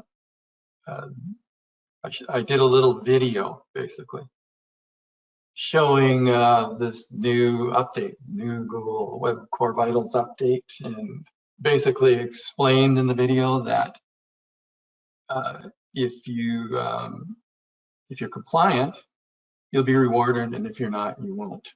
Okay, so Google's going to penalize slow sites and reward good sites. Now, what I've learned about dentists is they're notoriously lazy about their sites. They might talk to you once about it, and then that's it. Then they don't care after that. So I sent the little video off to the 3 clients that were in there, and I said, well, here's your choice. This was when it first came, when you first did WPO 1.0. I didn't know what to charge. I was just going to experiment, basically. So I had done a couple of demo sites showing how fast they were, and I said, okay, I'll build your site, and they're simple sites. They're only like 5 or 6 pages. I'll do that for $2,500, just throwing a number into the air. Or you can pay me $300 a month to host it, because I have my own server, and you can just see how well it does. Well, they all said, yeah, well, let's do the $300 a month. And so now I've got like 4 altogether at $300 a month. and they're not just, they don't pay attention to me, they just let it run. Okay. So it, I'd rather have $300 a month over a lifetime than just a quick one-time fee. So, Absolutely. so that's what I'm building towards right now. But it's a great way to go. Sorry to just jump in here, but it's a great way to go as well. Great alternative, Rainer, because, well, first of all, like you say, there's much more money in it for you over the long term, but it also offers these clients security. And if they're not on your back all the time, then you're doing a good job, and therefore they're paying you to do that good job, and everybody's happy, right? And people are much more aware these days of continuity. Most things are continuity, right? Everybody pays whatever they pay for Netflix and HBO and all the rest of it every month. But also in the marketing arena, it's a lot more membership oriented these days, you know. So as people are more and more used to continuity programs, I just thought I would PS that in there. I'll step back again. Socks. Yeah. Anyway, in the video I show them an example of a site that's not compliant and the warning you get, and you won't believe which site that is that I use. It's PageSpeed Insights itself. Try doing a PageSpeed Insight ranking on PageSpeed Insights, and it actually says it fails. So Google itself fails, which I found hilarious. But anyway, so basically what I'm saying is, can you see, even Google, you know, you see how hard this is to do? Well, I can do this. So one of the sites I built is called 200, and it's with the numbers 200 Street Langley, Langley, dentist.com. You guys can look that up if you want. And it's running at 100 and 100 for mobile and desktop. That was built in 1.0.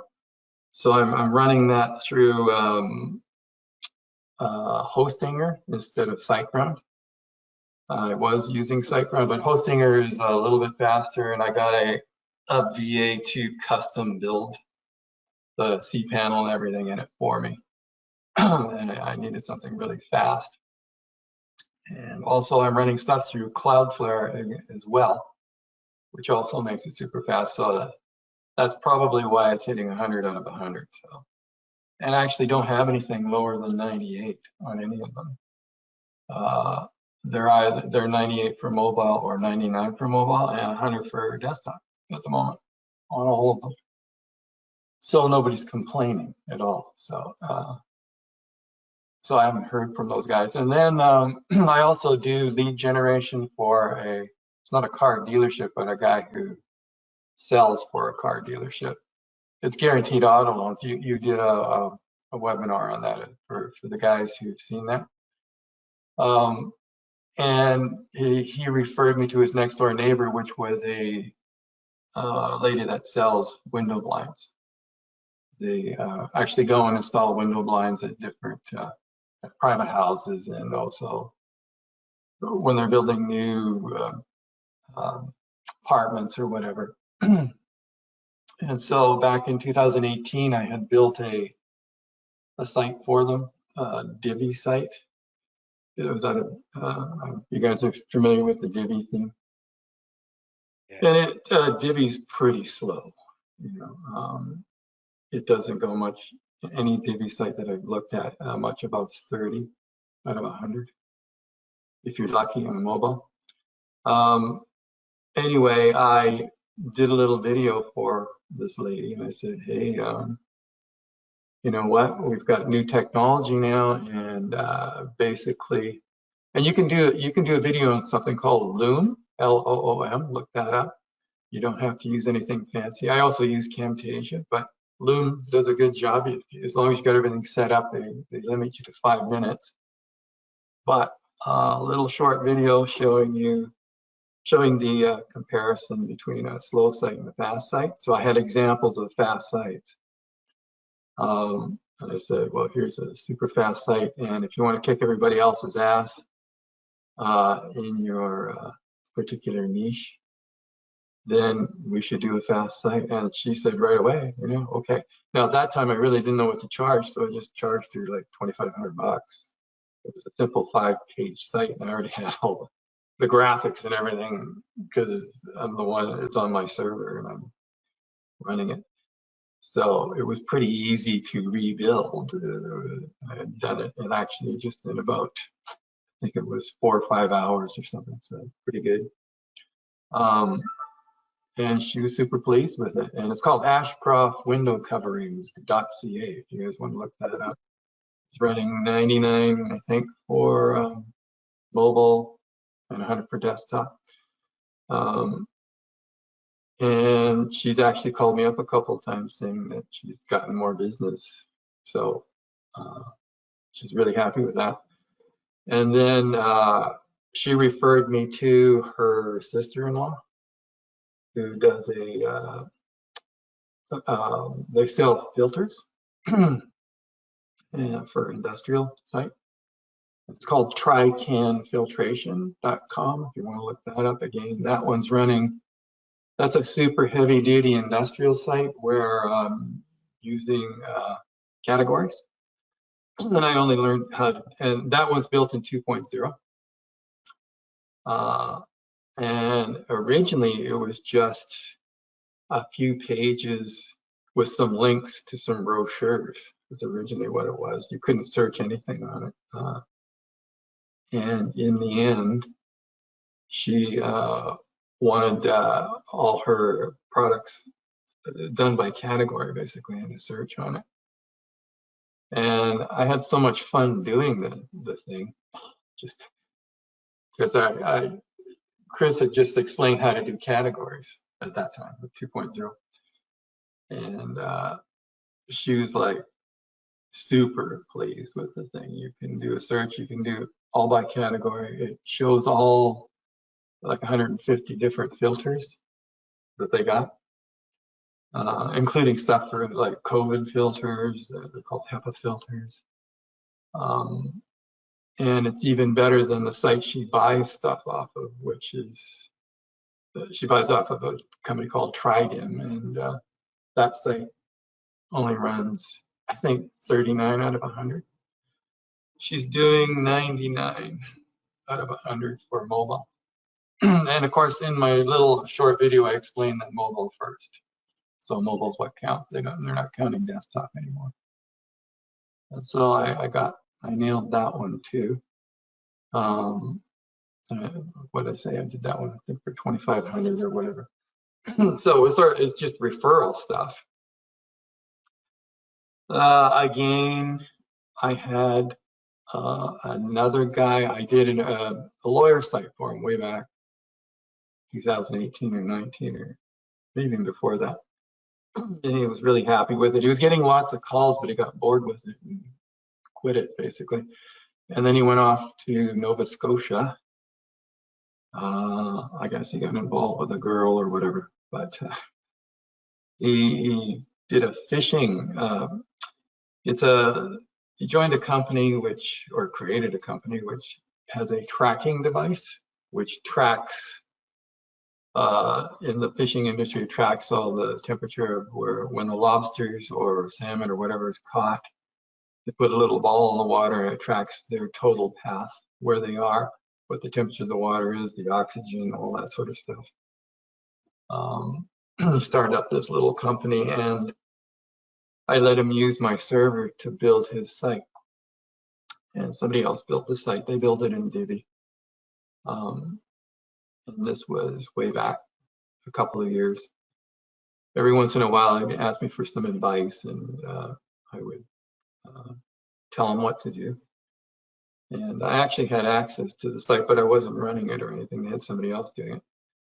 Anyway, I approached him, sent him an email. I said, hey, there's this new Web Core Vitals thing coming up. And you can either speed up your site and rank well for your keywords or not, basically. And I built a little, I just used his front page and built a little demo site because it only takes a few minutes. maybe an hour or whatever, and put it on a demo domain. And said, here's how fast it could be. And it was running at like 99 or like 98 or something like that. And he emailed me back and he said, well, we're doing B2B, business to business, and they actually do phone calls and direct marketing to businesses. So it wasn't like trying to get customers out of the wild, so to speak, and on the internet. They're all business to business. So he said, actually, I want a slow site, but a good one. So that was interesting. Anyway, what they wanted was a multilingual site. And all I would have to do is revise their Divi site, okay? And but the challenge was to make graphics turn into different languages, the wording on the graphics. So I said, well, this is going to be a slow site, but then the only way to do this is to use slider revolution on the thing, you know, whatever. He says, that's fine. Anyway, so I just landed it for $4,000 to do, just edit out the graphics and make them multilingual. Now, that isn't a WPO site, but it's a matter of communicating. You go out there and you communicate to people, and you find out what they want, like Chris said.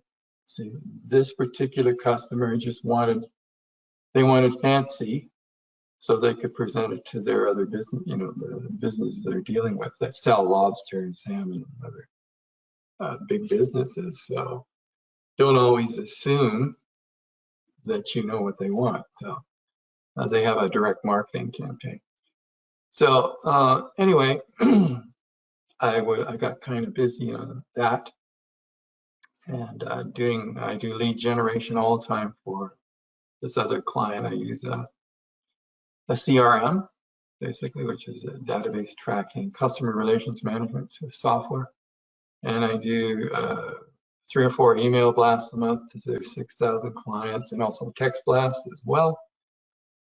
And Facebook ads, which I hate. I'm not a fan of Facebook at all. I think they don't do anything, in my opinion. You know, maybe I don't know. Maybe I'm not doing it right, but for that particular business, I'm not really a fan. But I do know how to use it. I'm planning on using it for this.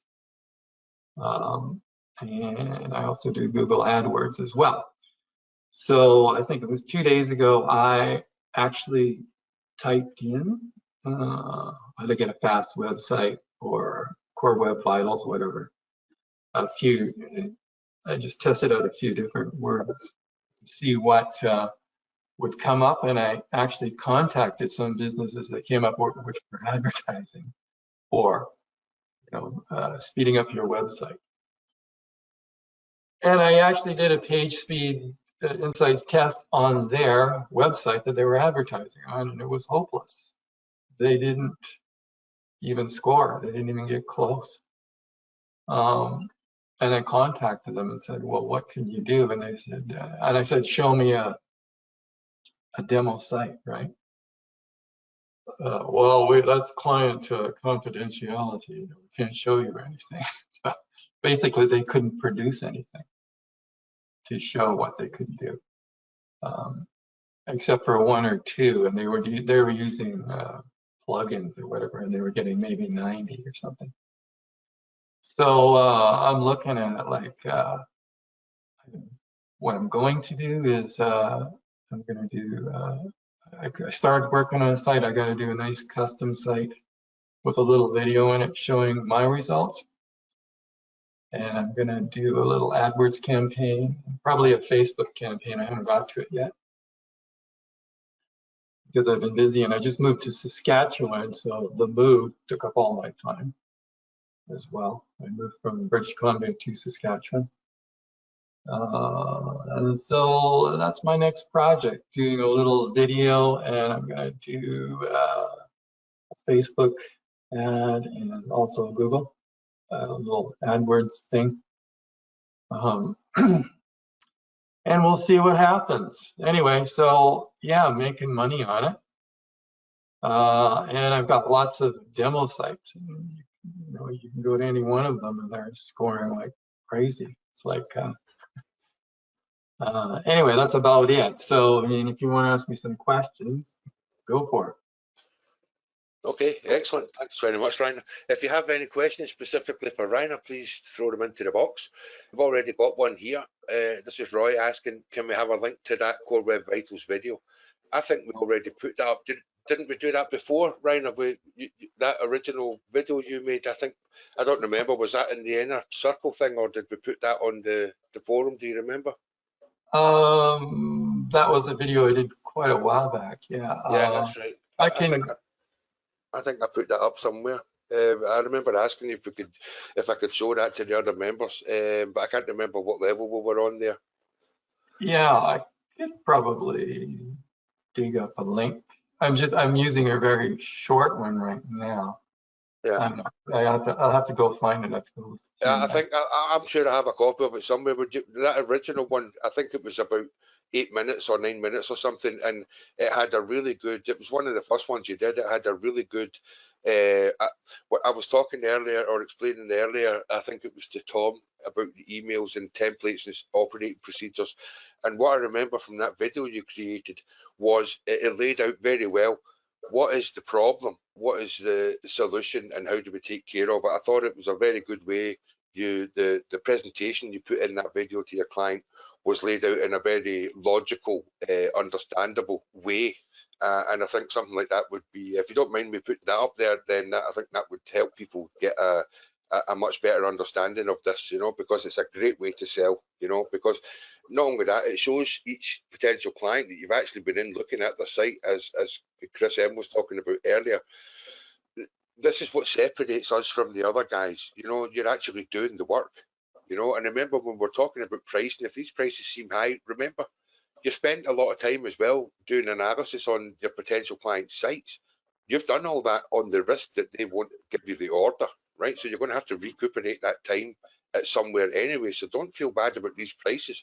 And let me just add, for anyone who doesn't already know, WordPress.com, which is where you can build a site on their server and directly on their platform.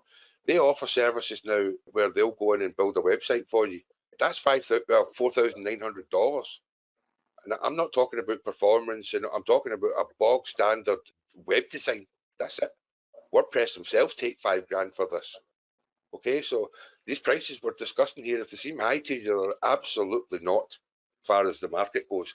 And I've been in this market 27 years ago, and since 27 years ago, and that's before Google, right? So I've followed this a very long time. And one thing that I consider myself to be very good at is spotting patterns and things. Okay, and what I'm telling you is, again, back to the golden window of opportunity. The time's now. Forget about all the things you've been trying to do and make money and sell this and sell that. If you really want to build a business, and I'm not kidding here, make yourself some very good money already by this Christmas, then get out there and start doing this stuff. It's not difficult. It takes some time to put yourself into it, but the learning curve is not difficult, and it's not long. And as both Rainer and Darryl have said, go and play with it. Go and build yourself some demo sites. Go and get used to the system, and then go looking for clients and do the same thing for them. Honestly, they will be over the moon, because even though they don't fully understand things, perhaps when you're explaining it to them, when they see the result, for example, if their existing site is scoring 20 or 30 in PSI, and you come back with something that's scoring 95 plus, that alone explains to them, because that's Google that's showing them those results, not you. It's a third-party service. Not only a third-party service, but the one that actually ranks their site. So if Google is saying the site you built for them is excellent, then there's no argument against that, because that's specifically who it's built for from the ranking perspective. Okay. So anyway, just throw that out there. Here's a question for you. Oh, sorry, did we get clear on that video? Is it okay if I put that up, Brian? Yeah, sure. I think I threw it up on Google, my hard Google Drive. Okay. And so I didn't post it on YouTube, right? All right. Okay. I'll dig that out, and I won't put it on YouTube. I'll put it directly in the system so nobody gets it apart from those who are allowed to see it. Yeah, that's why I was just trying to look for it on my drive there, but I got too much stuff on there. Yeah, I know the feeling. I could probably put the link here maybe after somebody else's turn, and I'll find it and I'll post it. Yeah. But anyway, what's the next? Well, there's a question here for you, but actually, if you could make this one very short, I don't really want to go into it because it's a bit off topic, and Yeah. it's from Robert. He says, I've been asked to do a lead gen site for a transportation broker, very competitive. Do you have any lead gen website examples you wouldn't mind showing us? And again, it's off topic for what we're at here today, and we're already into a couple of hours now, and I've still got another guest member for you. So if there's anything quick you could say there, then that would be great. Otherwise, I would ask you, Robert, to send a ticket into support, and if we can do something like that for you, we'll help you that way. Yeah, I mean, you already did a webinar on my lead gen site. It's called Guaranteed Auto Loan. So it generates. Oh yeah, okay. They go fill in the application there basically. And, yeah. Okay. yeah. Okay. Excellent. That's about it, you know. All right. Anybody else have any questions for Rainer before we move on to our next guest? Next up, we have Chris S. Chris, are you ready to take the floor? Yes, Chris, if you can hear me okay. Yeah, I hear you fine from this end. Yeah. Great stuff. Yeah, nice and clear. Good. Yeah, I mean, WPO, as you said, came out, I think it was Chris, said it came out about a year or so ago. And my background is very much from a local business perspective. 2007 is when I launched my first clinic. And I realized even way back then that I got a manufacturer to build my site. And going along swimmingly till about 2012, until all my sites were hacked. And I had to take them all down. Google said, take them all down. And it was very much from then that I wanted to build my own sites and basically for my business. And in 2014, I started 2020 Hearing and had one or two sites that I was playing around with, but really found Chris and John at SEO Breakthrough. And through that connection, got involved with you, Chris, in terms of Dynamic. But in wanting to learn for myself, I found it a little bit daunting because I'm from a non-techie background in terms of coding and all this sort of elements and things at that time. And so I basically thought, no, that's going to be too difficult for me to learn. So I left that and, worked with yourself in terms of the site. But when WPO came out, I just thought this was just a no-brainer as a site builder in terms of building websites regarding speed, performance, ranking ability. And I would say to anybody, just get in and do it, try and break it, just play around with it, because that's what I did first thing once I got access to it, and just have a go. And I just started just building sites just to see what I could do. And once I was happy with the results that I was getting, we actually rebuilt my site, 2020hearing.co.uk.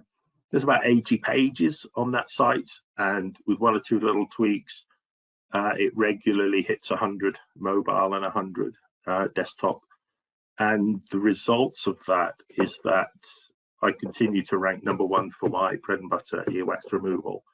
And I'm also ranking for hearing aids, leads, and just a whole range of keywords. So what I found, WPO just provides the just what Google wants, really. And so from there, I compared to my competitor, and their site on mobile is 15, and I'm doing regularly 97, 99, 100, and that's actually a nice feeling to know that you don't have to, you just have to do better than your competitors. But I'm in the top 90s, and I'm happy with that. But I do tweak some sites so that I am at 100. So from a local business point of view, that's how I I really got into WPO because I thought, right, this is going to enhance my site. And I got into all this from a point of view SEO, because I do have a physical disability, and I want to encourage anybody out there who, you know, maybe struggles with a disability and you find yourself not being able to be physically active. That's why I got into SEO, and that's why it's all desktop for me. And so what I can't do necessarily with my legs and ankles, but I can certainly do with my brains and hands. But WPO does the heavy lifting for you. I've learned some HTML, but I'll be the first to say, what's the coding for a button? What's the coding for a hero image, or whatever it is? Because I'll just have a go. I'll just ask a question. I'll just say, how do you do this? And I think that's what you need to do with WPO. So if you haven't quite got into it yet, don't worry. You can't break anything. And I like Chris's support message, which says if you do break something or something goes wrong, don't panic. Just send him an email, you know, and the guys can sort you out. So I would just encourage anyone with WPO, just take action on it and just do it. And what I've been able to do since is take one or two of my sites and just rebuild them just with WPO. And I have 1, 2, 3, 4, 6 sites now, all knocking out 100, and they are starting to rank as well. No backlinks, you know, just the performance of WPO, and I'm seeing them climb up the SERPs. So from that point of view, I'm really pleased that for the sites that I do, I'm really happy with what WPO has been able to do. But it's also helped me as well when I'm trying to rank websites, you know, for other businesses and things. But one of the things that I was keen to do from the off was be an affiliate and promote WPO, because it's a no-brainer to me.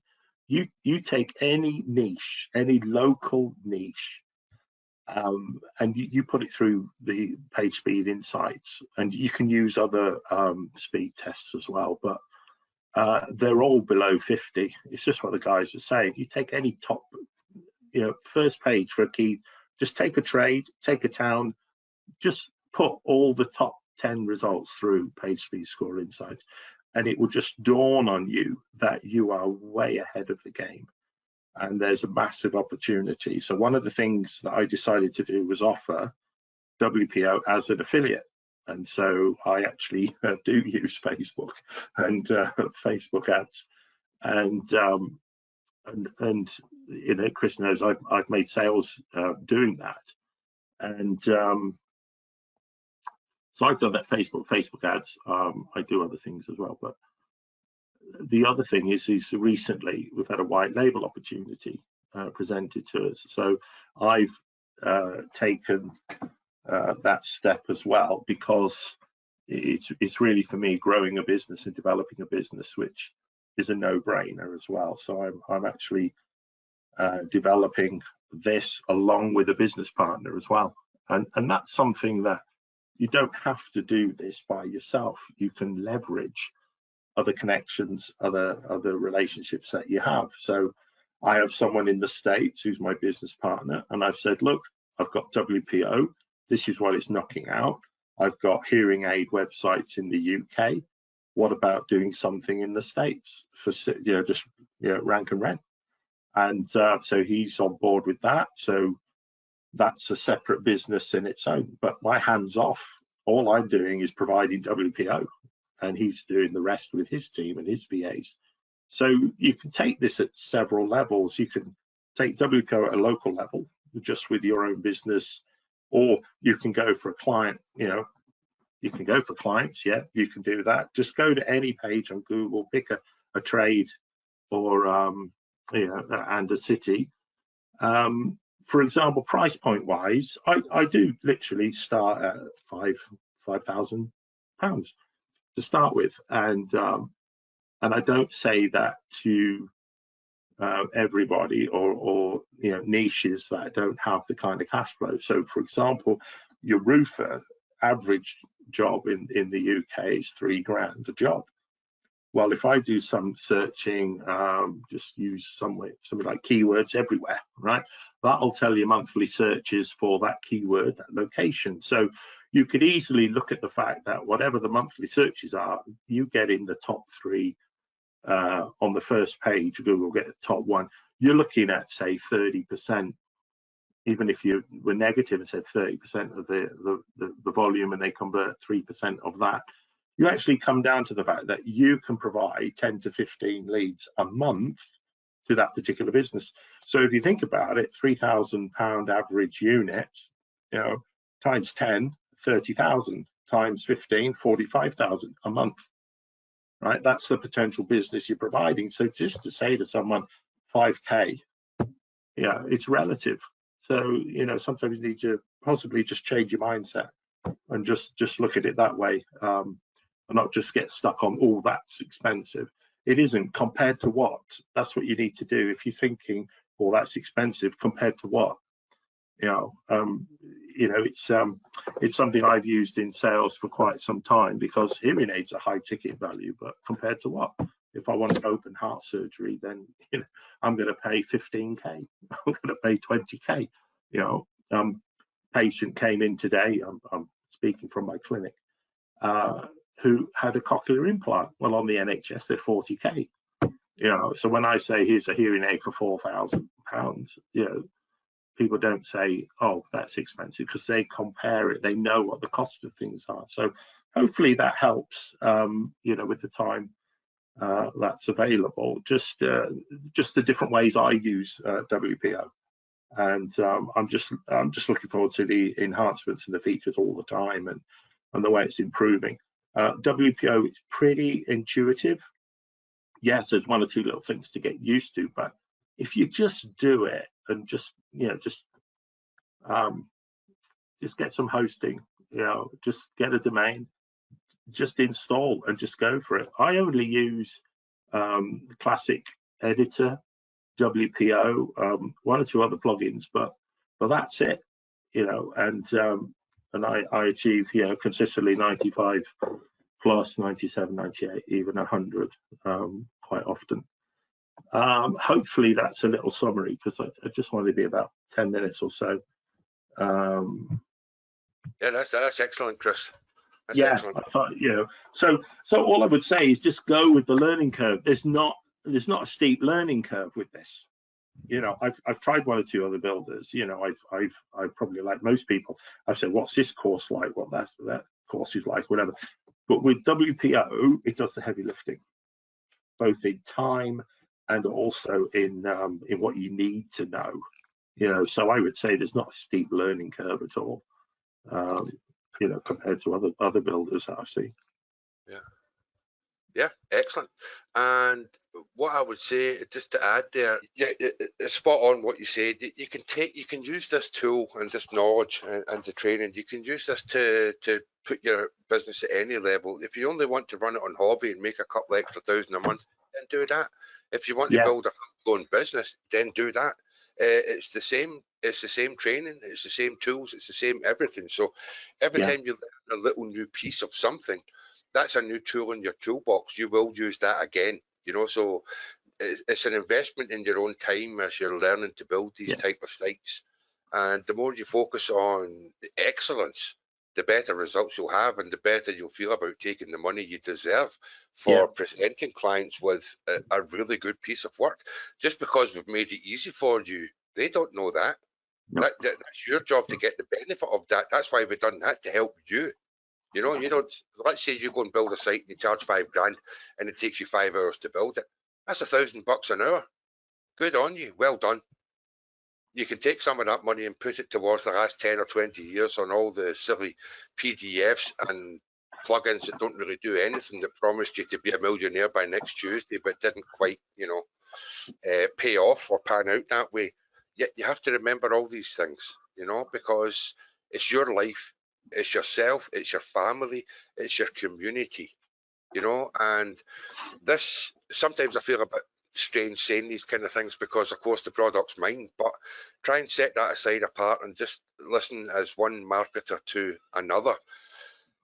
None of all this matters, Okay, it's about supply and it's about demand from a business perspective, and people need this help right now. And you don't have any competition, but look at it from the potential clients. It's not they're not finding your competition and trying to find out who's the best price or who's the best doing this or who's the quickest or any of that stuff. They're just looking for anybody that can help them do this. And I would much rather it was one of you guys who, one, know what you're doing, and two, have the tools to actually do it, than one of these bandits out there promising them the earth and not delivering, because we spoke about this on the last webinar or the previous one. There's a system out there, again, it's led by a couple of SEOs who you may or may not know, so I'm not going to mention any names, but their deal is to get people to pass Core Web Vitals. Their way of doing it is to take the existing site and just link it into Cloudflare, okay? And for that, they charge $10,000 and $1,000 a month on top of that to keep it up there. To me, personally, that's a rip-off, right? But for them, it's a business model, They don't rebuild, they don't even touch the site, All they do is link it into Cloudflare. Yeah, they do some adjustments to the Cloudflare configuration, that's for sure.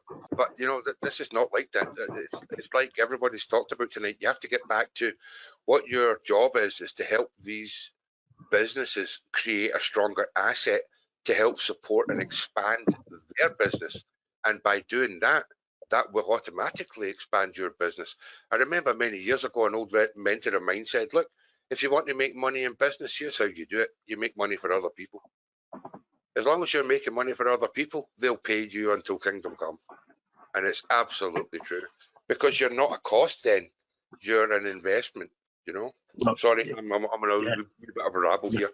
No, that's fine. No, that's great. Yeah. It's fine, Chris, because the way I look at it from a local point of view is can I get the phone ringing? Yeah, exactly. Can I generate business? That's right. And one of the stuff, a lot of the stuff I read out there, you see a lot of AI stuff coming.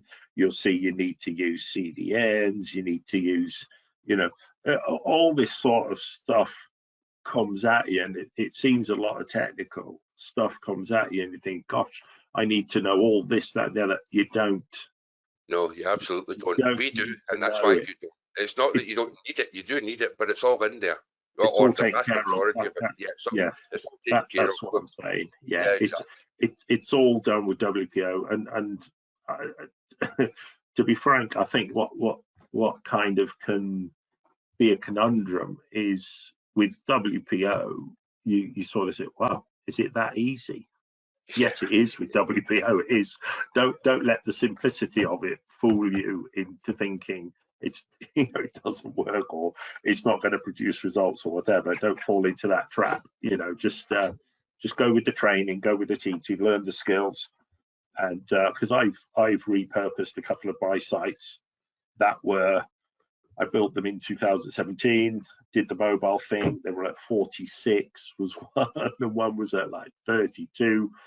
WPO'd it, as I say, and there I was 98 plus 100. I've got them both running at 100 now. Excellent.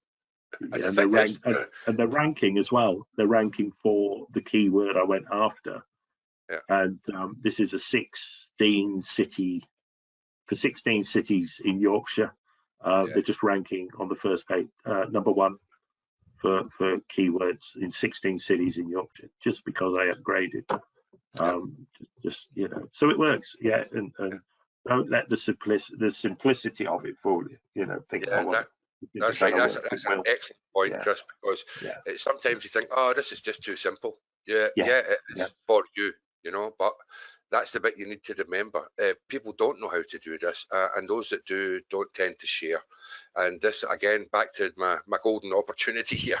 It's that, you're right now, you're in a place where you can do yourself some really, really good things, by helping people. It's not about ripping people off. It's about helping people establish and expand their business, and they're not going to say, oh, I spent too much money on this and that's not working. You're just not going to get that message, because it does work. And remember, most of these people are used to, a lot of businesses have tried SEOs and they've tried new designers and they've tried everything, right? Spent a lot of money and they've just not got the results they need. And what I'm saying is the benefit you have here is it will give them the benefit they need. Okay, it just will. It's designed to do that. There's no, that WPO does exactly what it says on the tin. There's no shenanigans. There's no extras. No, And that's right. like Chris mentioned, you know, it's like you don't need 20 or 30 plugins. You need less than a handful, if you need any at all. I'm a great fan of the classic editor as well. I don't like Gutenberg, but that's a whole other webinar. But yeah, classic editor and the WPO plugin and a security plugin. I'll get to that in the later Q&A, which one we're using there. But that, for me, that's about it. That's what my sites carry, you know. So let's see. I've got a question for you here, Chris. Okay, well, it's a general question, really. It's from Tom. What percentage of traffic does position 1, 2, and 3 get on Google? Well, I can take that one. In rough numbers, Tom, you're looking at 33% of all traffic for position 1, about 17.5% for position 2, and between 11 and 12% for position 3. From there, it starts to fall drastically. By the time you get to position 10, you're about 1.5%. So basically, if you're not on page 1, you're not getting any traffic. That's the way to look at that. And also, Chris, I use as kind of a conservative figure, 3% of that 30% will be a conversion to leads. Yeah, and that's a great number to use. I use that as well. I'm actually even more conservative than you. I use between 2 and 3, but I've found over time that seems to be pretty accurate. Yeah. So it helps you work out whatever the niche is. You can work out the traffic, and you can say, gosh, if someone's there, they're getting 150 leads a month. And you just have to ask them, well, look, if you get 150 calls a month extra, what's your conversion rate like? And if they say, well, I'm really poor, I only convert 10%, well, that's 15 leads. Yeah, and like you said, that's another 45 grand a month they didn't have. You know, and so why is 5 grand expensive? and I would have no problem saying, look, I can do a site for 5k. I'll tell you what, pay me 3k a month to rent out the page. Yeah, why not? You know, that's the way you think you go about it. And someone who's getting 30 to 40 odd k more, it's a no-brainer. So it's relative. So you're thinking on expensive. I would always say compared to what? Yeah. That's right, and a lot of people never ask that question, and it's a big problem if you don't, because as Chris just laid out for you in this last segment, it's very simple. You go and you choose a niche. Take a look at the local top 10 sites. Take a look at how they're performing. Take a look at what they're selling. Figure out an approximation of what the service is worth and on how many clients a month. That gives you an idea of what the potential they could make every month.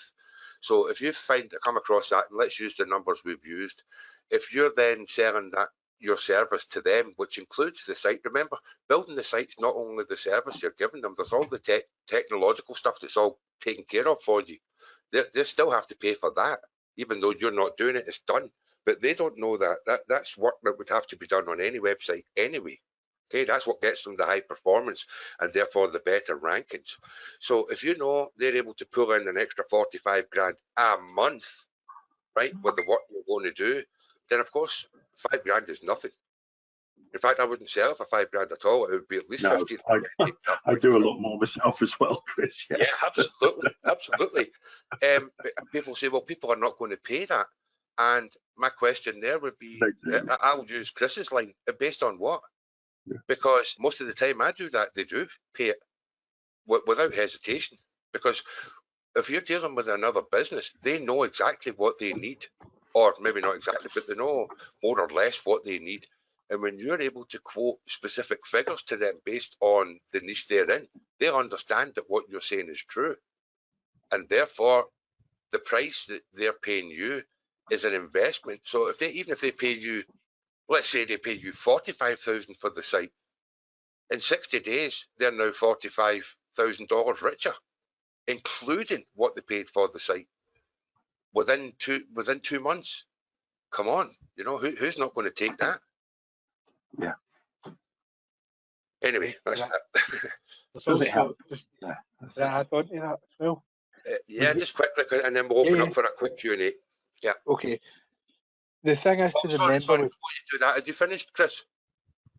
Yeah. No, it's just to encourage. Yeah, I've finished. Apologies, I have to go in sort of 5 minutes, but yeah, I mean, if anybody if they want to ask a question, just do it in the forum. Yeah. Okay. But just do it. Don't overthink it is what I would say to folk, and just do it and just find out for yourself, and you learn as you go along. I've learned things that I thought, oh, I didn't know I could do that. Yeah. So that's a good thing as well, because I found a shorter way of doing things, or little things that enhance a site, because I'm learning. I don't know anything about design or CSS or whatever, but I'll just say, well, okay, I'll put that up, let's see how I can do this, and if I can't do something, I always ask a question. I'll send an email off to Chris or support or whatever. So I would just be proactive and just use WPO. Don't let it just sit there on your hard drive. Yeah. Excellent. Yeah, there's way too many products get treated like that, and it's a shame. You invested in this, people. Remember, when you heard about this, at that point you understood at least some of the depth of it and how it could help you. Remember that day. Remember why you bought this. And what I'm saying is, you're not going to waste time. This does work. Everybody who uses this is making positive advances. Everybody is. And again, I'm sorry to stand here and blow my own trumpet, but this was designed to do this, and it's doing what it was designed to do. So that makes me very happy, and I'm so happy to hear when people are able to use this to better their own lives. That just makes me feel great, So thanks very much, Chris.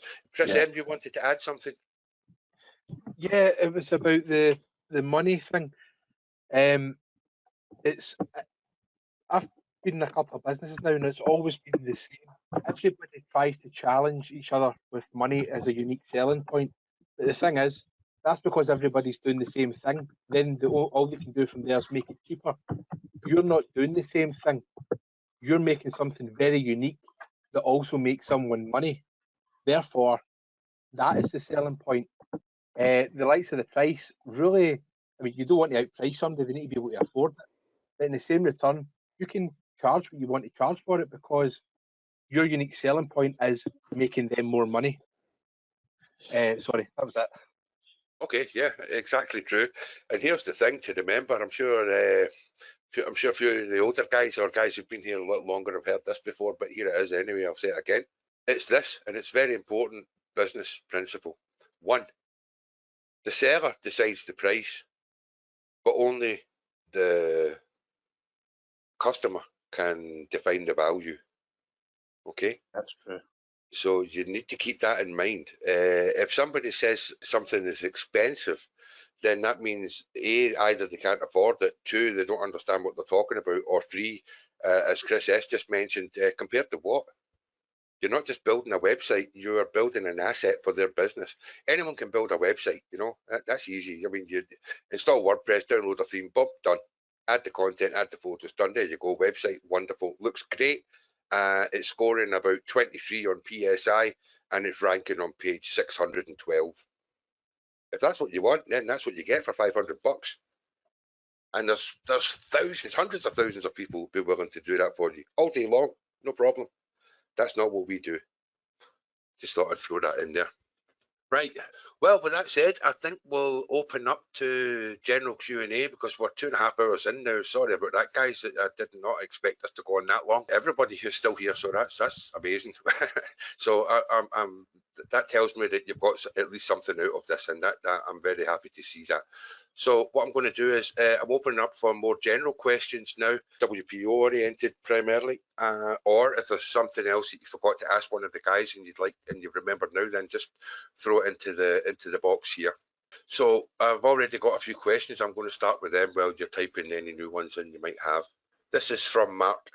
My partner and I are leaning towards creating sites for potential clients and renting them out to the client.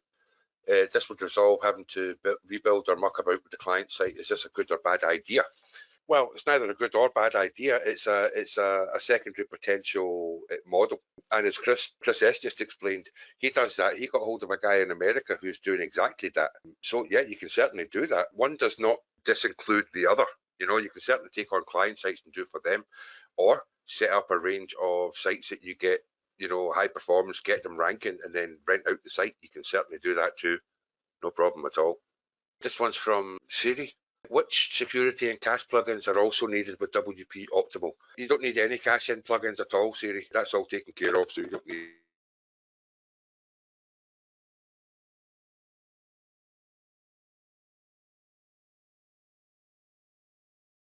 We've lost you, Chris.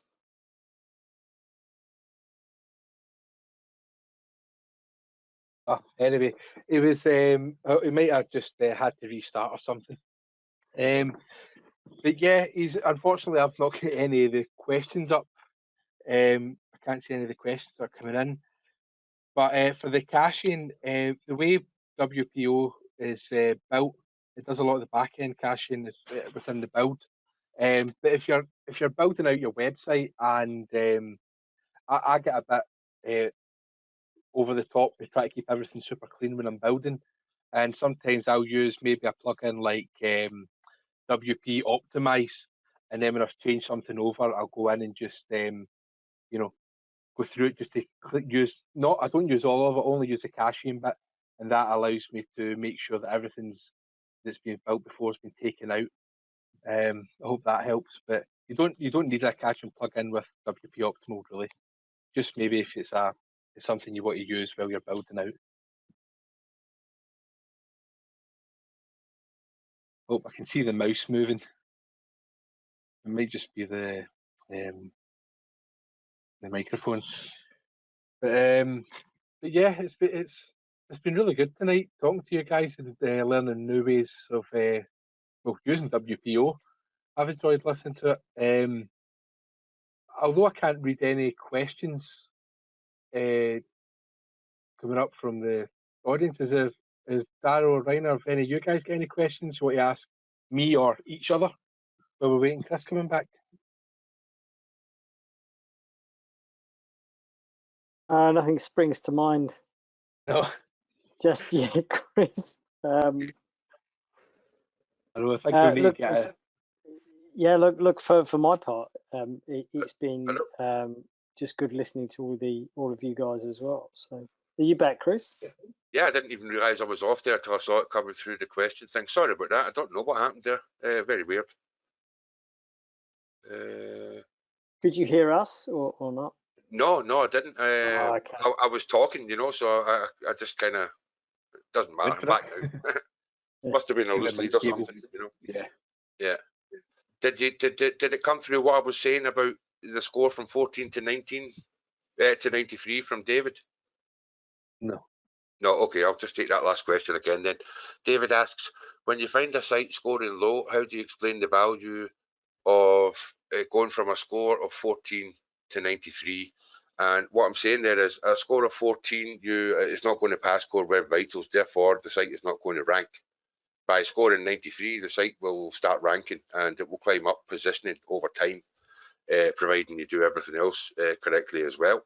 And that would be that's the bonus. They start getting traffic and therefore potential clients and potential profit from ranking the site. That's what does that. Okay, thanks, Martin. I've got a couple of messages in saying now that people can hear me. That's great. Sorry about that. Okay, well, what were you guys talking about while I wasn't here then? Anything we should pick up on? I just said about the caching, that you don't really need caching with WPO, but if you, because you cut off in the middle of that answer. Okay, I'll take that one again then as well. Okay. So what were you saying? I'd said about you don't really need caching because a lot of caching is built into WP Optimal, and while building, if I use something that maybe WP Optimized just to use the caching bit as you're building through to make sure that things are coming up in the front end as you're building. You're not waiting. Okay. Another little plugin you can use for that is FVM. If you just type that into when you're in, it's a fast velocity minifier. I use that as well for clearing caches. Sometimes client servers have don't have real-time caching on it, which means you have to wait for updates and stuff. That can be annoying when you're building a site. Okay, so Siri missed half my answer then, so I'll go back and say that again. Let me just find the question. Where are we here? Here we are. Which security and cache plugins are also needed? Yep. I don't know how much came through before, but I'll just quickly say again. Caching plugins, no, you don't need them. It's built in, as Chris also just mentioned. As far as security goes, WordFence security is what I use, and I recommend using it. You don't need the pro version. The free version is fine. And what it does is it keeps builds a firewall as well. You can add the firewall to your site and so on, and you can set it up so that you get emails sent to you anytime there's a hack attempt, or anytime a plugin needs updated, or a lot of webmaster services, for example, you can track through that, so you don't have to keep checking every, if you're keeping an eye on 20 or 30 sites, you don't want to have to check every site every day. So you can set that, or you can automate all that so that you get messages, and you can do that very effectively through the WordFence plugin. So I hope that takes care of that. Right, let's see, any more questions coming through? Yep, one from Martin here. How do you find out where a website is ranking so you have info when you're talking to someone? Okay, Martin, you're into a whole other level of stuff here. To do that, you're going to need some professional software to go and track their existing ranking and stuff like that. That's not really necessary at this level. When you're getting in touch with clients, what you can sell them on is the performance. So you don't have to be specific about the ranking. If they're trying to rank for any keywords, then perhaps you don't want to overwhelm them. So you can go generic there and say, look, whatever, are you trying to rank for specific keywords? Yes, I am. Okay. Well, the performance increase to the site is going to help you with those rankings. Okay. And then if they decide to go with you and you want to do a full analysis on the site and track all the rankings and stuff like that, then there's ways to do that as well. Okay. But that's you're on a new level then. And if you do get to that, then by all means, shoot a mail through support, or add a request up on the community forum, and I'll show you what software to use and how to take care of things like that at that level. Oh yeah, thanks, Mike. Mike just mentioned as well, Uber suggests you can try that. There's certainly tools out there you can go and do tracking, but the software I'm talking about is I'm going tracking specific for a specific site, and I want it all automated. I don't want to have to sit and go through different amounts of tools and stuff like that. But you can certainly go that way if you want to get a sort of rough idea of what they're ranking for. Then, yep, certainly you can go that route by all means. Okay, I think that's about it. If you've asked a question in here and I've not, or one of us has not answered it at this point, it means I've not seen it, because there's a ton in here now, so it's getting a bit difficult for me to see them all. So what I would say is, if that's the case, then please type it in again so I can see it. Or if you have any other questions, then please type them in now, because as I say, we've been going for over 2.5 hours now, and not a problem for me. I don't mind. I'll go all day with this stuff, but I don't want to keep you all back from your day either. And I did say this would take maybe an hour and a half, and we're firing out. So, however, I don't want to go if anybody still has questions. So now's the time if you have some. Here we go. This is from Ed. Thanks for all this, Chris and everyone. Thank you, Ed. Glad to help. Quick technical question. Which contact form plugin did you use on the demo site? It doesn't look like it's using WP Forms. No, it doesn't. Actually, I did that myself, Ed. That's coded. I've coded that in. It's not a plugin. I just coded that in. I was testing a PHP mail system, and I just left it in that. However, you could just throw WP Forms in there. It will do the same job, So, yeah, you're welcome. This is from Martin. As a brief aside, any news on the white label? Yeah, Martin, I'll be sending a mail out about that soon. Sorry for the lack of communication on that front. John Paul's actually pretty sick at the moment, and we're a bit delayed with things, but I'll be sending a mail out perhaps later today, or certainly tomorrow, with an update of where we're at on things and how we move forward with that. All right, well, there doesn't seem to be any... Yeah, thanks, Martin, will do. There doesn't seem to be any more questions coming in, so I think we'll call that a wrap. I'd like to say thanks very much to our guests tonight, Chris S, Chris M, Rainer and Daryl. Thanks all very much. Just so everybody knows, Rainer's up at the crack of dawn this morning for this webinar. Thanks very much. And Daryl, of course, is way past midnight at this point. Thanks very much for all of you guys and being so flexible that we were able to take care of this. With the amount of people that's still on this call, like I say, it's everybody, nobody's left yet at all, so that's amazing. So from that, I conclude that everybody's got at least a little something out of this, which I'm very glad to hear. And of course, listen everybody, we have the community forum. Please feel free to use that. If you have specific questions or issues, then send a support ticket through the support form on the member site, and that will go straight to the support desk. Or if you have more general questions or ideas or thoughts that you'd like to share, then please use the forum. That's why it's there. And it's open then to all members, plus the support team, plus myself. We all go in there on a regular basis. It's our job to get you guys up to scratch as quick as we possibly can. So with that said, if any of you guys want to just say goodbye, then please do that. Yeah, thanks everyone. And thanks Chris, thanks guys. Yeah, thanks Daryl. Yeah, thanks everybody. I've really enjoyed it, listening to everybody and people having to listen to me. So thank you for having me. Yeah, thanks a lot, Chris. And the other Chris has already gone. He had an appointment that he had to be at 10 minutes ago, so I'll say thank you from him. Thank you. Yeah, thanks, Rainer. Thanks, Rainer. Okay, guys, thanks very much. And as usual, I'll get this up on the members area, a replay of the call here. We've covered quite a lot of things, so you might want to spend some time when you're drinking your coffee and just go back through things and take some notes for yourself. And please, please, please, whatever you do, please at least just go and try this. Create a demo site, see how easy it is to work with. The support team and myself are here to back you up all the way through.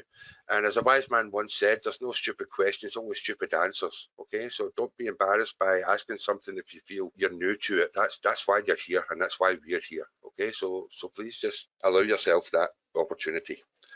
Okay, guys, thanks very much. It's been a pleasure, and as always, I'm amazed that you're all still here after all this time. That's quite amazing. Thanks very much for taking such a big chunk out of your day. It's really appreciated. All right, so take care, and I look forward to talking with you all again soon. Bye for now.